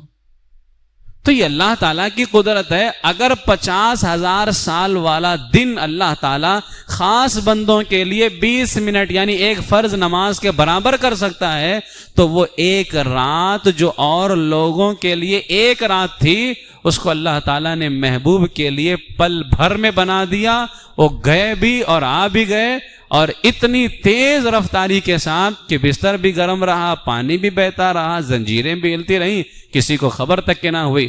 اور حضور علیہ الصلوۃ والسلام کتنے سال تک، یعنی وہ تو عام لوگوں کے لیے ایک رات تھی کہ لوگ سمجھتے کہ ایک رات ہے، لیکن 18,000 سال اللہ تبارک و تعالیٰ کا محبوب نے معراج کی رات میں جم کر کے دیدار فرمایا تھا، لمحے بھر کا وقت نہیں تھا، اس کو اللہ تبارک و تعالیٰ نے بالکل جو ہے، یہ میرے رب کی قدرت ہے، چاہے تو وقت کو سمیٹ دے، چاہے تو وقت کو پھیلا دے، ٹھیک ہے۔ تو کیا فرمایا گیا کہ بعض کے لیے اتنا وقت ہوگا جیسے ایک وقت کی نماز فرض میں صرف ہوتا ہے، بلکہ اس سے بھی کم، یہاں تک کہ بعضوں کے لیے تو پلک جھپکنے میں سارا دن طے ہو جائے گا، یعنی کوئی حدیث کا بھی انکار کر دے تو پھر قرآن کا تو انکار تو نہیں کر سکتے نا، لیکن اصل میں یہ بےہودوں کو کون سمجھائے، کہتے نا جو بے شرم ہو جاتے ہیں وہ انہیں کسی چیز کی شرم نہیں رہتی، وہ بہت بدتمیز ہوتے ہیں۔ قرآن شریف میں اللہ فرماتا ہے وَمَا أَمْرُ السَّاعَةِ إِلَّا كَلَمْحِ الْبَصَرِ أَوْ هُوَ أَقْرَبُ، قیامت کا معاملہ نہیں مگر جیسے پلک جھپکنا، بلکہ اس سے بھی کم۔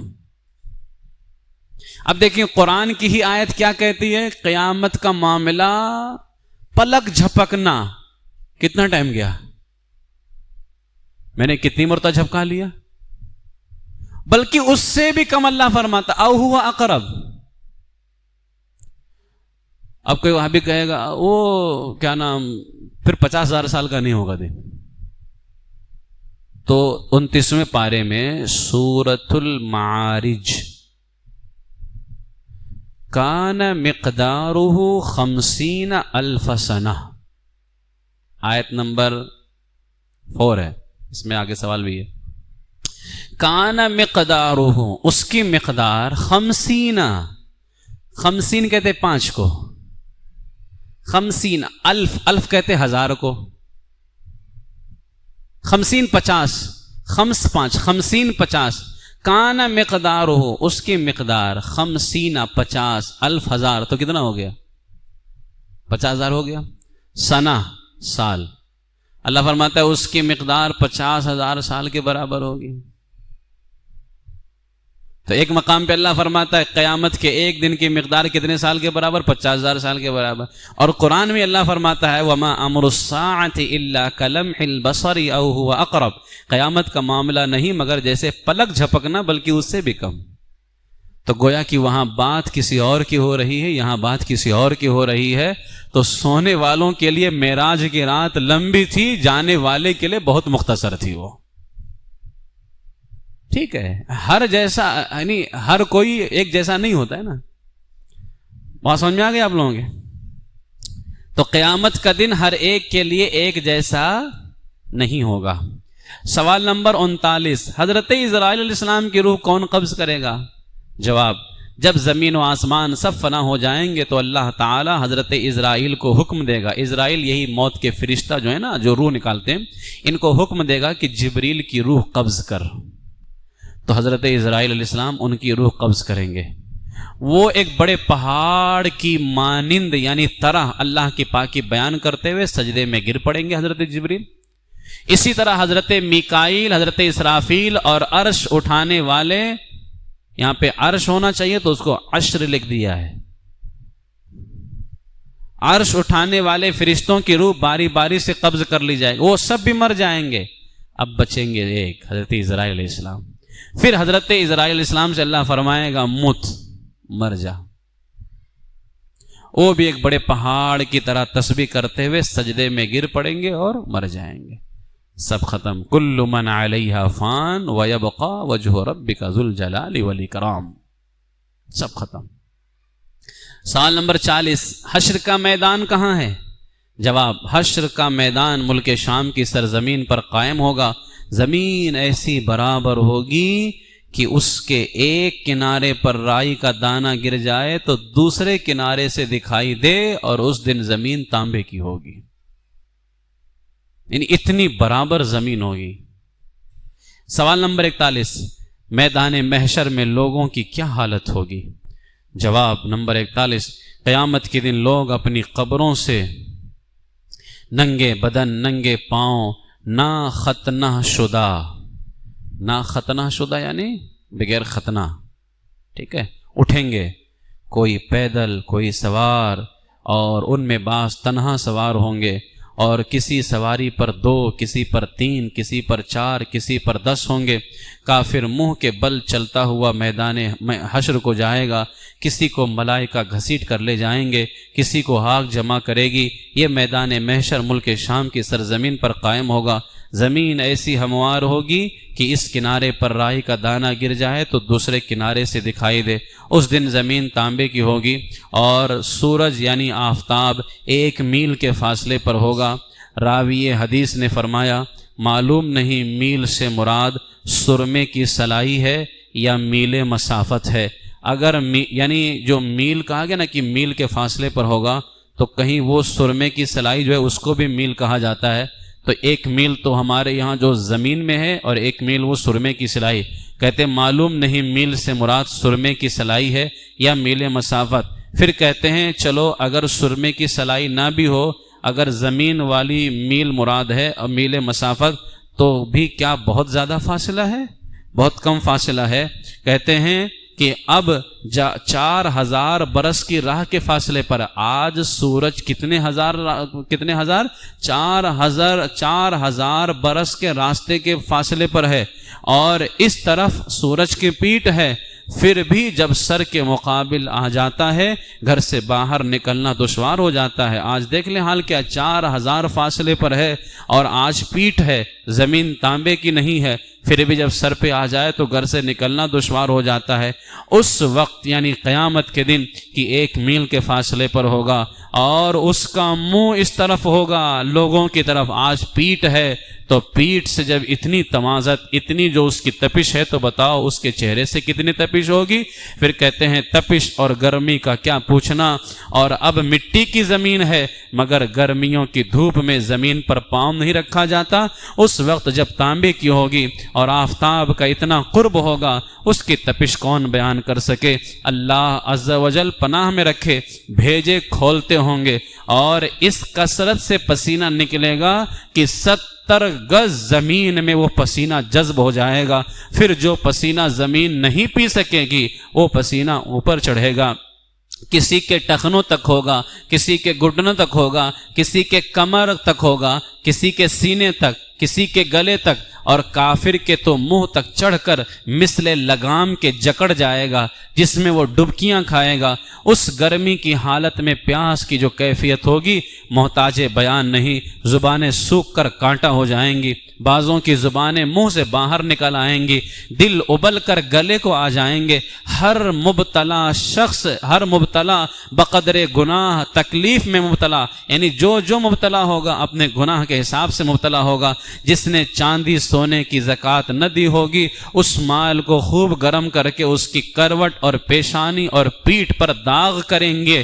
جس نے جانوروں کی زکوٰۃ نہ دی ہوگی اس کے جانور قیامت کے دن خوب تیار ہو کر آئیں گے اور اس شخص کو وہاں لٹائیں گے اور وہ جانور اپنے سینگوں سے مارتے اور پاؤں سے روندتے اس پر گزریں گے.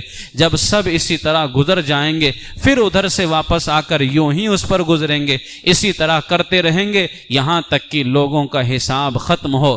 پھر باوجود ان مصیبتوں کے کوئی کسی کا پرسان حال نہ ہوگا. بھائی بھائی سے بھاگے گا, ماں باپ اولاد سے پیچھا چھڑائیں گے, بیوی بچے الگ جان چرائیں گے, ہر ایک اپنی اپنی مصیبت میں گرفتار. کون کس کا مددگار ہوگا؟ حضرت آدم علیہ السلام کو حکم ہوگا, اے آدم دو زخیوں کی جماعت الگ کر. عرض کریں گے کتنے میں سے کتنے؟ ارشاد ہوگا ہر 1000 میں سے 999. یہ وہ وقت ہوگا کہ بچے مارے غم کے بوڑھے ہو جائیں گے. جب یہ کہا جائے گا نا کہ نکالو تو لوگ سوچیں گے شاید اب ہم نکلیں گے, لیکن جب یہ کہا جائے گا ہر 1000 میں سے 999 کو جہنم میں بھیجو تو اس وقت مارے غم کے بچے بوڑھے ہو جائیں گے. حمل والی کا حمل ساقط ہو جائے گا. لوگ ایسے دکھائی دیں گے کہ نشے میں ہیں, حالانکہ نشے میں نہ ہوں گے.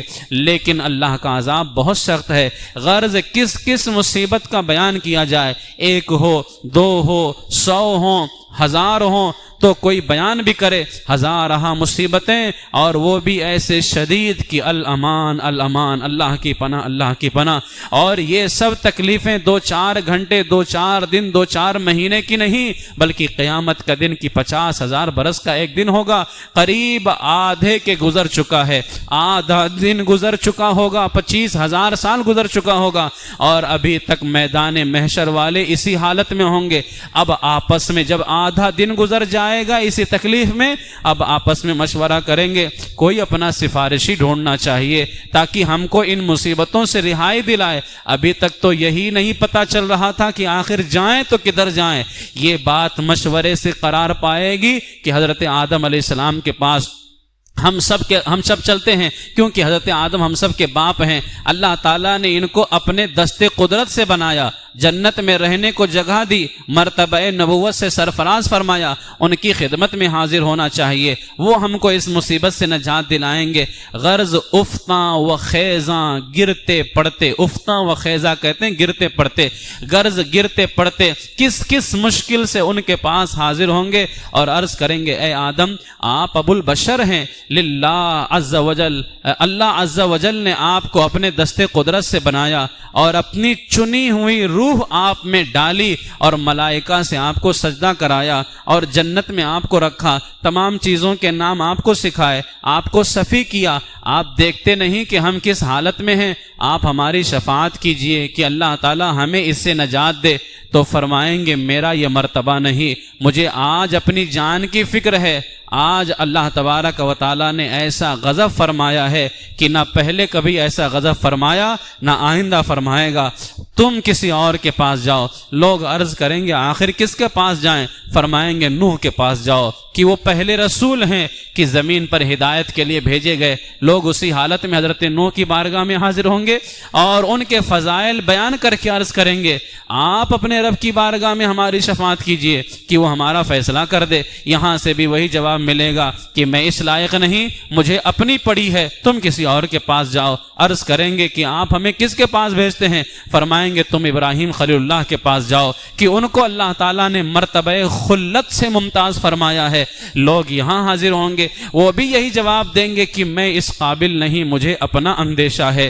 مختصر یہ کہ وہ حضرت موسیٰ کی خدمت میں بھیجیں گے، وہاں بھی وہی جواب ملے گا۔ پھر موسیٰ علیہ السلام حضرت عیسیٰ کے پاس بھیجیں گے، وہ بھی یہی فرمائیں گے کہ میرے کرنے کا یہ کام نہیں، آج میرے رب نے وہ غضب فرمایا ہے کہ نہ ایسا کبھی فرمایا نہ فرمائے گا، مجھے اپنی جان کا ڈر ہے، تم کسی دوسرے کے پاس جاؤ۔ لوگ عرض کریں گے آپ ہمیں کس کے پاس بھیجتے ہیں؟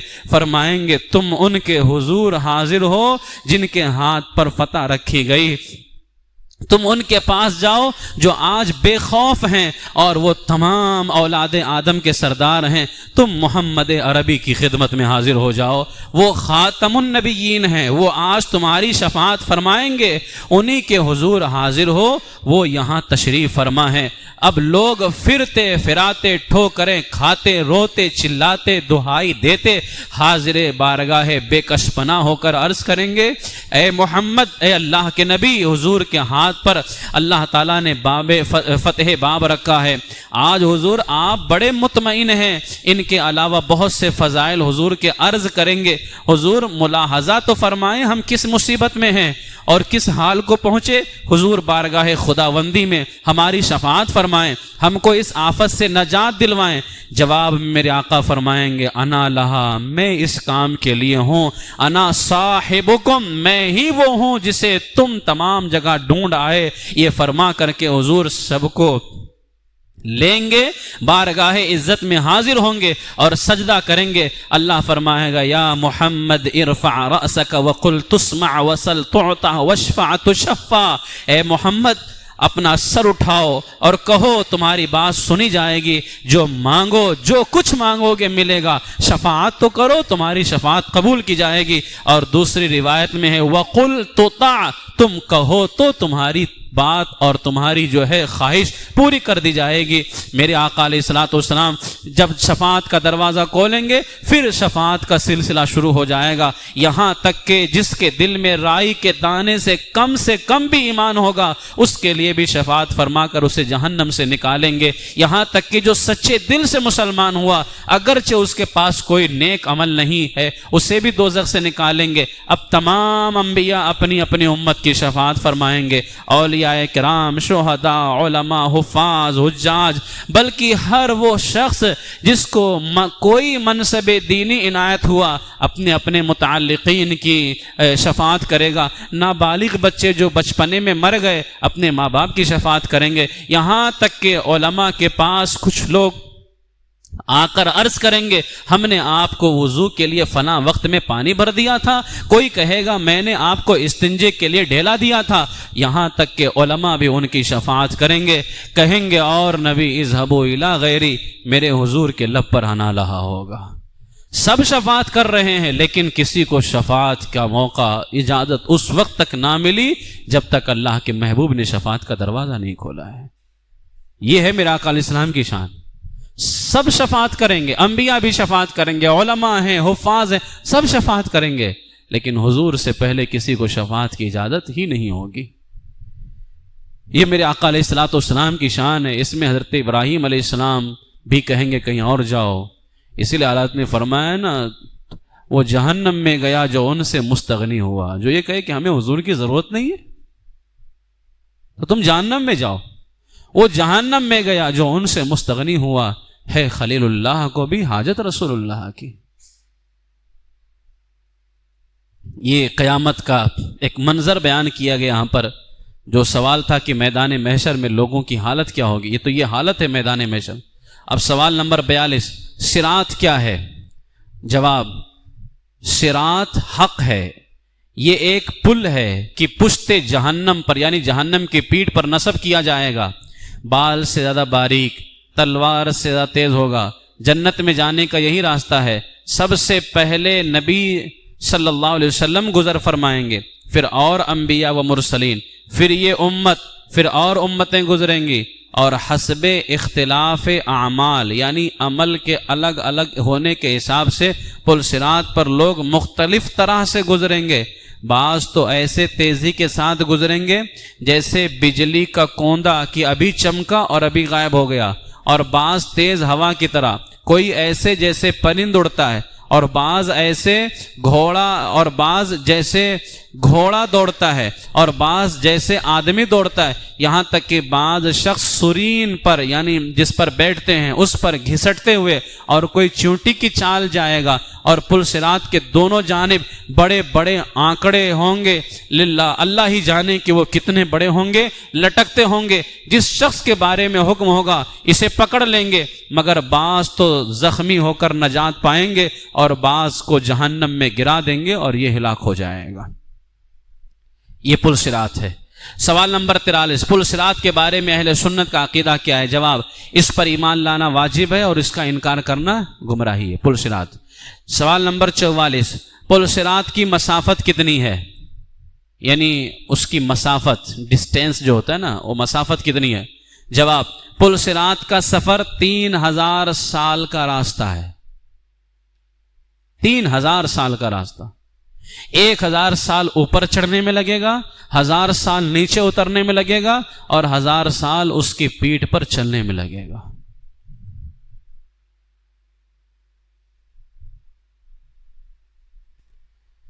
جبکہ حضرت فضیل بن عیاض رحمۃ اللہ تعالی علیہ سے منقول ہے پل صراط کا سفر 15000 سال کا راستہ ہے، 5000 سال اوپر چڑھنے میں، 5000 سال نیچے اترنے میں، اور 5000 سال اس کی پیٹھ پر چلنے میں۔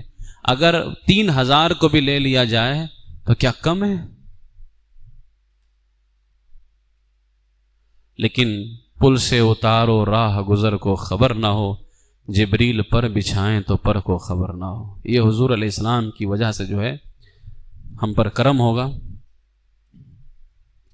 سوال نمبر 45، جب اہل محشر پل صراط سے گزر رہے ہوں گے تو جانے جانا صلی اللہ علیہ وآلہ وآصحابہ وسلم کیا دعا فرما رہے ہوں گے؟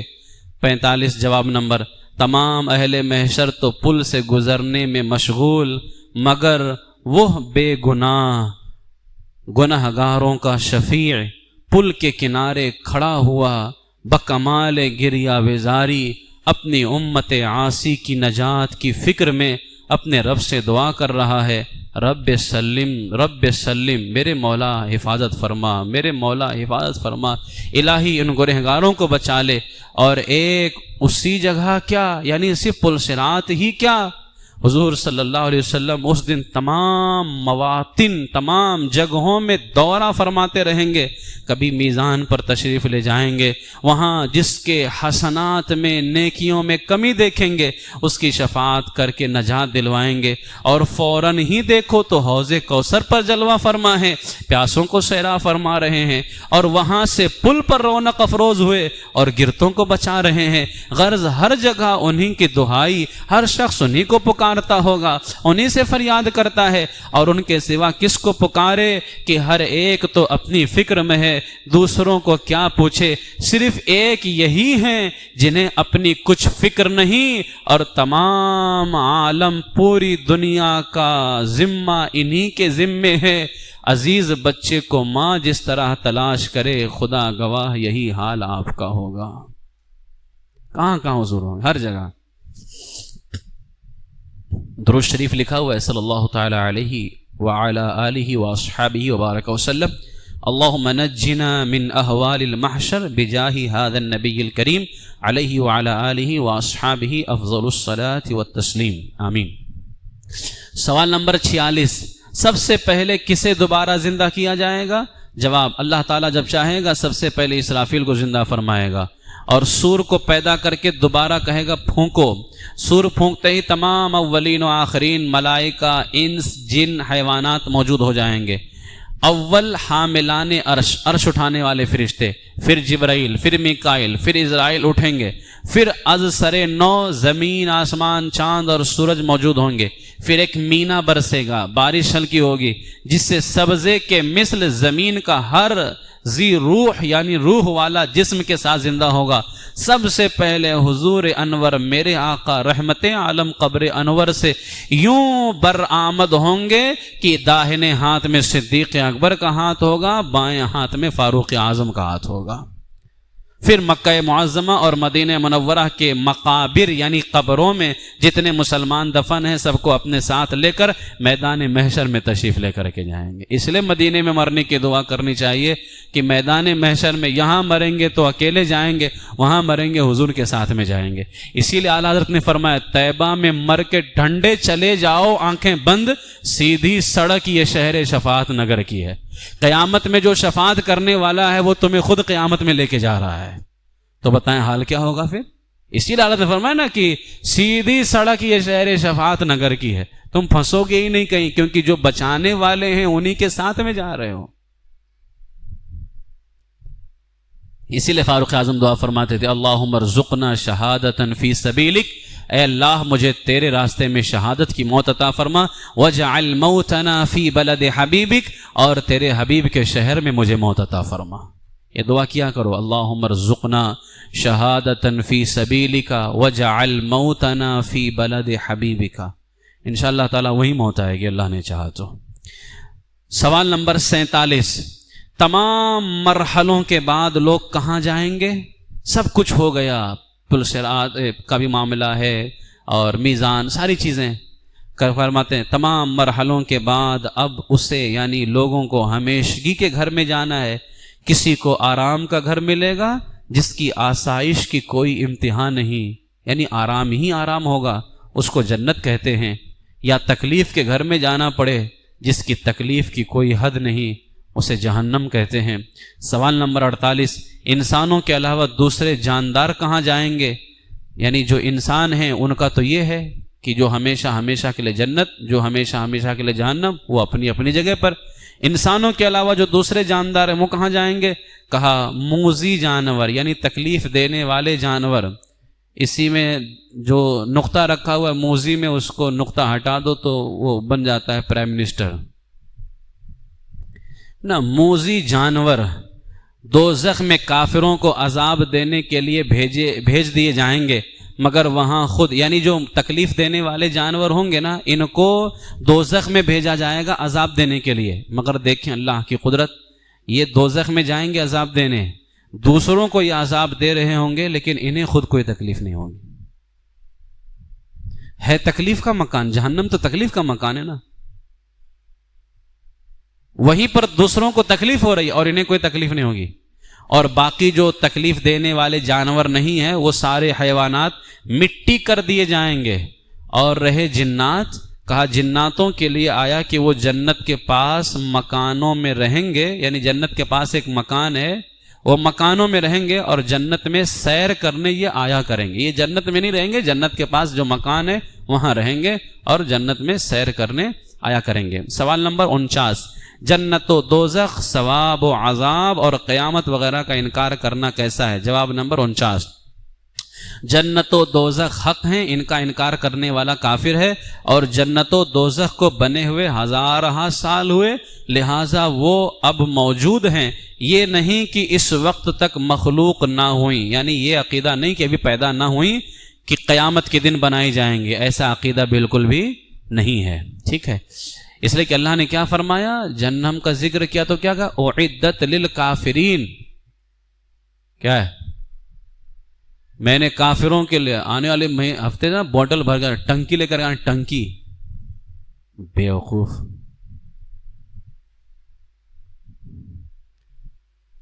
اعدت للکافرین، ہم نے کافروں کے لیے تیار کر رکھی ہے، تو تیار کر رکھی ہے کا مطلب وہ پیدا ہو چکی ہیں، ہے نا، تو جنت بھی پیدا ہو چکی ہے اور جہنم کو بھی پیدا اللہ نے کر دیا ہے۔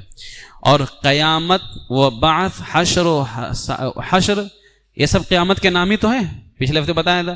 حساب، ثواب، عذاب، جنت، دوزخ، سب کے وہی معنی ہیں جو مسلمانوں میں مشہور ہے، ٹھیک ہے۔ میں بہت تفصیل سے پہلے گفتگو کر چکا ہوں اس پہ کہ لوگ کہتے ہیں نا خوشی ہو تو ثواب ہے، تکلیف ہو تو عذاب ہے، اس کو ثواب عذاب نہیں کہتے، ہے نا۔ خوشی میں آپ رہیں تو جنت میں ہیں، تکلیف میں رہیں تو جہنم میں ہیں، یہ سب نہیں ہوتا ہے، ٹھیک ہے۔ نیک آدمی ہے تو فرشتہ ہے اور بیکار آدمی ہے تو شیطان ہے، تو یہ انکار ہو گیا نا فرشتوں کا، الگ سے وجود ہے فرشتوں کا، شیطان الگ سے ہے۔ جو شخص ان چیزوں کو تو حق کہے مگر ان کے نئے معنی گڑھے، مثلا ثواب کے معنی اپنے حسنات کو دیکھ کر خوش ہونا، کہ کسی نے اپنی نیکی دیکھی خوش ہو گیا، ثواب مل گیا، اور عذاب اپنے برے اعمال کو دیکھ کر، یعنی کوئی برا کام کیا تھا، اس کو کوئی تکلیف ہو گئی، عذاب مل گیا۔ ثواب و عذاب، یہ آخرت میں جو جہنم کا عذاب اور جو جنت کا ثواب ہے جس تیار کیا گیا، یہ سب مراد ہے یہاں پر۔ اور کہا کہ عذاب اپنے برے اعمال کو دیکھ کر غمگین ہونا، یا حشر فقط روحوں کا ہونا، جسم کو نہیں اٹھایا جائے گا، ایسا نہیں ہے نا، حشر تو روح اور جسم دونوں کا ہوگا۔ تو کہتے ہیں کہ یہ سب کوئی مان تو رہا ہے کہ حشر بھی ہوگا، لیکن کہتے ہیں نہیں، صرف روح کو اٹھایا جائے گا، جسم کو نہیں اٹھایا جائے گا۔ تو کہتے ہیں وہ حقیقت میں ان چیزوں کا انکار کرنے والا ہے، اور ایسا شخص کیا ہے؟ کافر ہے۔ ٹھیک ہے، یہ آج کے اس میں جو ہے نا جنت قیامت کا ایک منظر بیان کیا گیا۔ قیامت کا جو منظر ہے اس کو آپ ایک شعر کے اندر کہ وہاں میرے آقا علیہ الصلوۃ والسلام کی کیا حالت ہوگی اور حضور کس طرح سے کرم فرمائیں گے، استاذ زمن شہنشاہ سخن علامہ حسن رضا برادر اعلیٰ حضرت، ان کا ایک کلام ہے، اس میں چند اشعار کے اندر جو قیامت کا منظر آپ نے بیان کیا ہے، وہ یقیناً اگر تنہائی میں بیٹھ کر کے بندہ پڑھے تو اس کی کیفیت الگ ہوتی ہے۔ علامہ حسن رضا کا یہ کلام ہے، تمہارا نام مصیبت میں جب لیا ہوگا، ہمارا بگڑا ہوا کام بن گیا ہوگا، خدا کا لطف ہوا ہوگا دستگیر ضرور، جو گرتے گرتے تیرا نام لے لیا ہوگا، دکھائی جائے گی محشر میں شان محبوبی، کہ آپ ہی کی خوشی آپ کا کہا ہوگا، خدائے پاک کی چاہیں گے اگلے پچھلے خوشی، خدائے پاک خوشی ان کی چاہتا ہوگا، کسی کے پاؤں کی بیڑی یہ کاٹتے ہوں گے، کوئی اسیر غم ان کو پکارتا ہوگا، کسی طرف سے صدا آئے گی حضور آؤ، نہیں تو دم میں غریبوں کا فیصلہ ہوگا، کسی کے پلے پہ یہ ہوں گے وقت وزن عمل، کوئی امید سے منہ، یعنی ادھر کسی کا پلہ بھاری کروا رہے ہوں گے، کوئی ادھر حضور کو امید سے دیکھ رہا ہوگا۔ کہتے ہیں کسی کے پلے پہ یہ ہوں گے وقت وزن عمل، کوئی امید سے منہ ان کا تک رہا ہوگا، کوئی کہے گا دہائی ہے یا رسول اللہ، تو کوئی تھام کے دامن مچل گیا ہوگا، کسی کو لے کے چلیں گے فرشتے سوئے جہیم، یعنی جہنم کی طرف فرشتے لے کے جا رہے ہوں گے، وہ ان کا راستہ پھر کے دیکھتا ہوگا، شکستہ پاؤں ہوں میرے حال کی خبر کر دو، کوئی کسی سے یہ رو رو کے کہہ رہا ہوگا، خدا کے واسطے جلد ان سے عرض حال کرو، کسے خبر ہے کہ دم بھر میں ہائے کیا ہوگا، پکڑ کے ہاتھ کوئی حال دل سنائے گا، تو رو رو کے قدموں سے کوئی لپٹ گیا ہوگا، زبان سوکھی دکھا کر کوئی لبے کوثر جناب پاک کے قدموں پہ گر گیا ہوگا، کوئی قریب ترازو کوئی لبے کوثر، کوئی صراط پہ ان کو پکارتا ہوگا۔ ایک صحابی نے پوچھا تھا یا رسول اللہ قیامت کے دن آپ کہاں ملیں گے؟ حضور نے فرمایا میں یہاں ملوں گا۔ یا رسول اللہ آپ وہاں نہ ملیں تو؟ فرمایا میں وہاں ملوں گا۔ فرمایا وہاں نہ ملیں تو؟ یا رسول اللہ میں وہاں ملوں گا۔ میرے آقا نے فرمایا میں وہاں ملوں گا، یعنی حضور نے فرمایا میں یہاں رہوں گا، وہاں رہوں گا۔ علامہ حسن فرماتے ہیں کوئی قریب ترازو کوئی لبے کوثر، کوئی صراط پہ ان کو پکارتا ہوگا، نشان خسرو دین دور کے غلاموں کو لوائے حمد کا پرچم بتا رہا ہوگا، یہ بے قرار کرے گی صدا غریبوں کی، مقدس آنکھوں سے تار اشک کا بندہ ہوگا، یعنی غریب پکار رہے ہوں گے تو حضور کی آنکھوں میں آنسو بھی ہوں گے، اور پھر وہ آنسو کیسے ہوں گے؟ میرے آقا سیدی سرکار اعلیٰ حضرت علیہ رحمہ کا وہ کلام ہے، اعلیٰ حضرت علیہ رحمہ فرماتے ہیں کہ حضور علیہ الصلوۃ والسلام تو رو رہے ہوں گے، اور جو مجرم ہوں گے اور جو پریشان حال ہوں گے، جو تکلیفوں میں ہوں گے، میرے آقا علیہ الصلوۃ والسلام ان سب کو ہنسا رہے ہوں گے، اور وہ سب حضور کے صدقے میں مسکرا رہے ہوں گے۔ تو علامہ حسن فرماتے یہ بے قرار کرے گی صدا غریبوں کی، مقدس آنکھوں سے تار اشک کا بندہ ہوگا، وہ پاک دل کی نہیں جس کو اپنا اندیشہ، یعنی جس کو اپنی فکر نہیں ہوگی، ہجوم میں فکر و تردد میں گر گیا ہوگا، ہزار جان فدا نرم نرم پاؤں سے پکار سن کے اسیروں کی دوڑتا ہوگا، عزیز بچے کو ماں جس طرح تلاش کرے، خدا گواہ یہی حال آپ کا ہوگا۔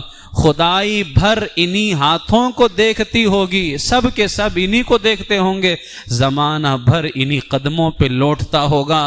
بنی ہے دم پہ دہائی ہے تاج والے کی، یہ غل یہ شور یہ ہنگامہ جا بجا ہوگا۔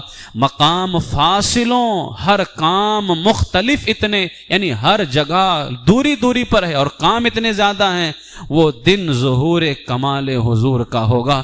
لمبا لمبا فاصلہ ہے، لیکن اس کے باوجود حضور اگر وہاں کوئی پکار رہا ہوگا تو وہاں پائے گا، کوئی میزان کے پاس پکارے گا فوراً وہاں پائے گا، کوئی حوض کوثر کے پاس پکارے گا فوراً وہاں پائے گا، جو جہاں پکارے گا حضور وہاں ہوں گے۔ تو کہتے ہیں آخر اتنی جلدی جلدی حضور پہنچیں گے تو حضور کا کمال ظاہر ہو رہا ہوگا۔ مقام فاصلوں ہر کام مختلف اتنے، وہ دن ظہور کمال حضور کا ہوگا۔ کہیں گے اور نبی اذهبوا الی غیری، میرے حضور کے لب پر آنا لہا ہوگا، دعائے امت بدکار ورد لب ہوگی، خدا کے سامنے سجدے میں سر جھکا ہوگا۔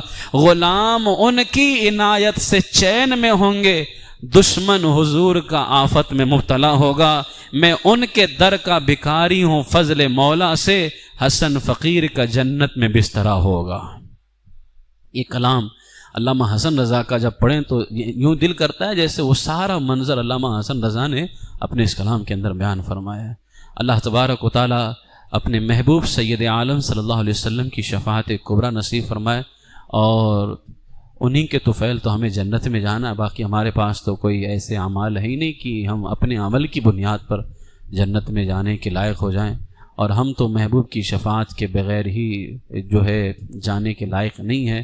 یہ ان کی شفاعت نہ ہو اور کوئی اپنے سے جنت میں چلا جائے، کہاں ہمارے پاس اعمال ہیں؟ اس لیے میرے سرکار مفتی اعظمین فرماتے نا، میرے اعمال کا بدلہ تو جہنم ہی تھا، میں تو جاتا میرے سرکار نے جانے نہ دیا۔ اللہ تعالیٰ حضور کی شفاعت نصیب فرمائے، اور ہماری آنے والی نسلوں میں بھی اللہ تعالیٰ حضور سے محبت کرنے والوں کو ہی پیدا فرمائے۔ ہر طرح کے باطل فرقوں سے، خاص طور سے اس زمانے کے جو فتنے دیوبندی ہے، رافضی ہے، شیعہ، یہ سارے کے سارے ایسے تمام فتنوں سے اللہ تعالیٰ ہماری حفاظت فرمائے۔ مسلک اعلیٰ حضرت سلامت رہے، ایک پہچان دین نبی کے لیے مسلک اعلیٰ حضرت پہ قائم رہو۔ زندگی دی گئی ہے اسی کے لیے، اختر قادری خلد میں چل دیا، خلد دعا ہے ہر ایک قادری کے لیے، قادری کر قادری رکھ قادریوں میں اٹھا، قدر عبد القادر قدرت نما کے واسطے۔ وآخر دعوایا ان الحمد للہ رب العالمین۔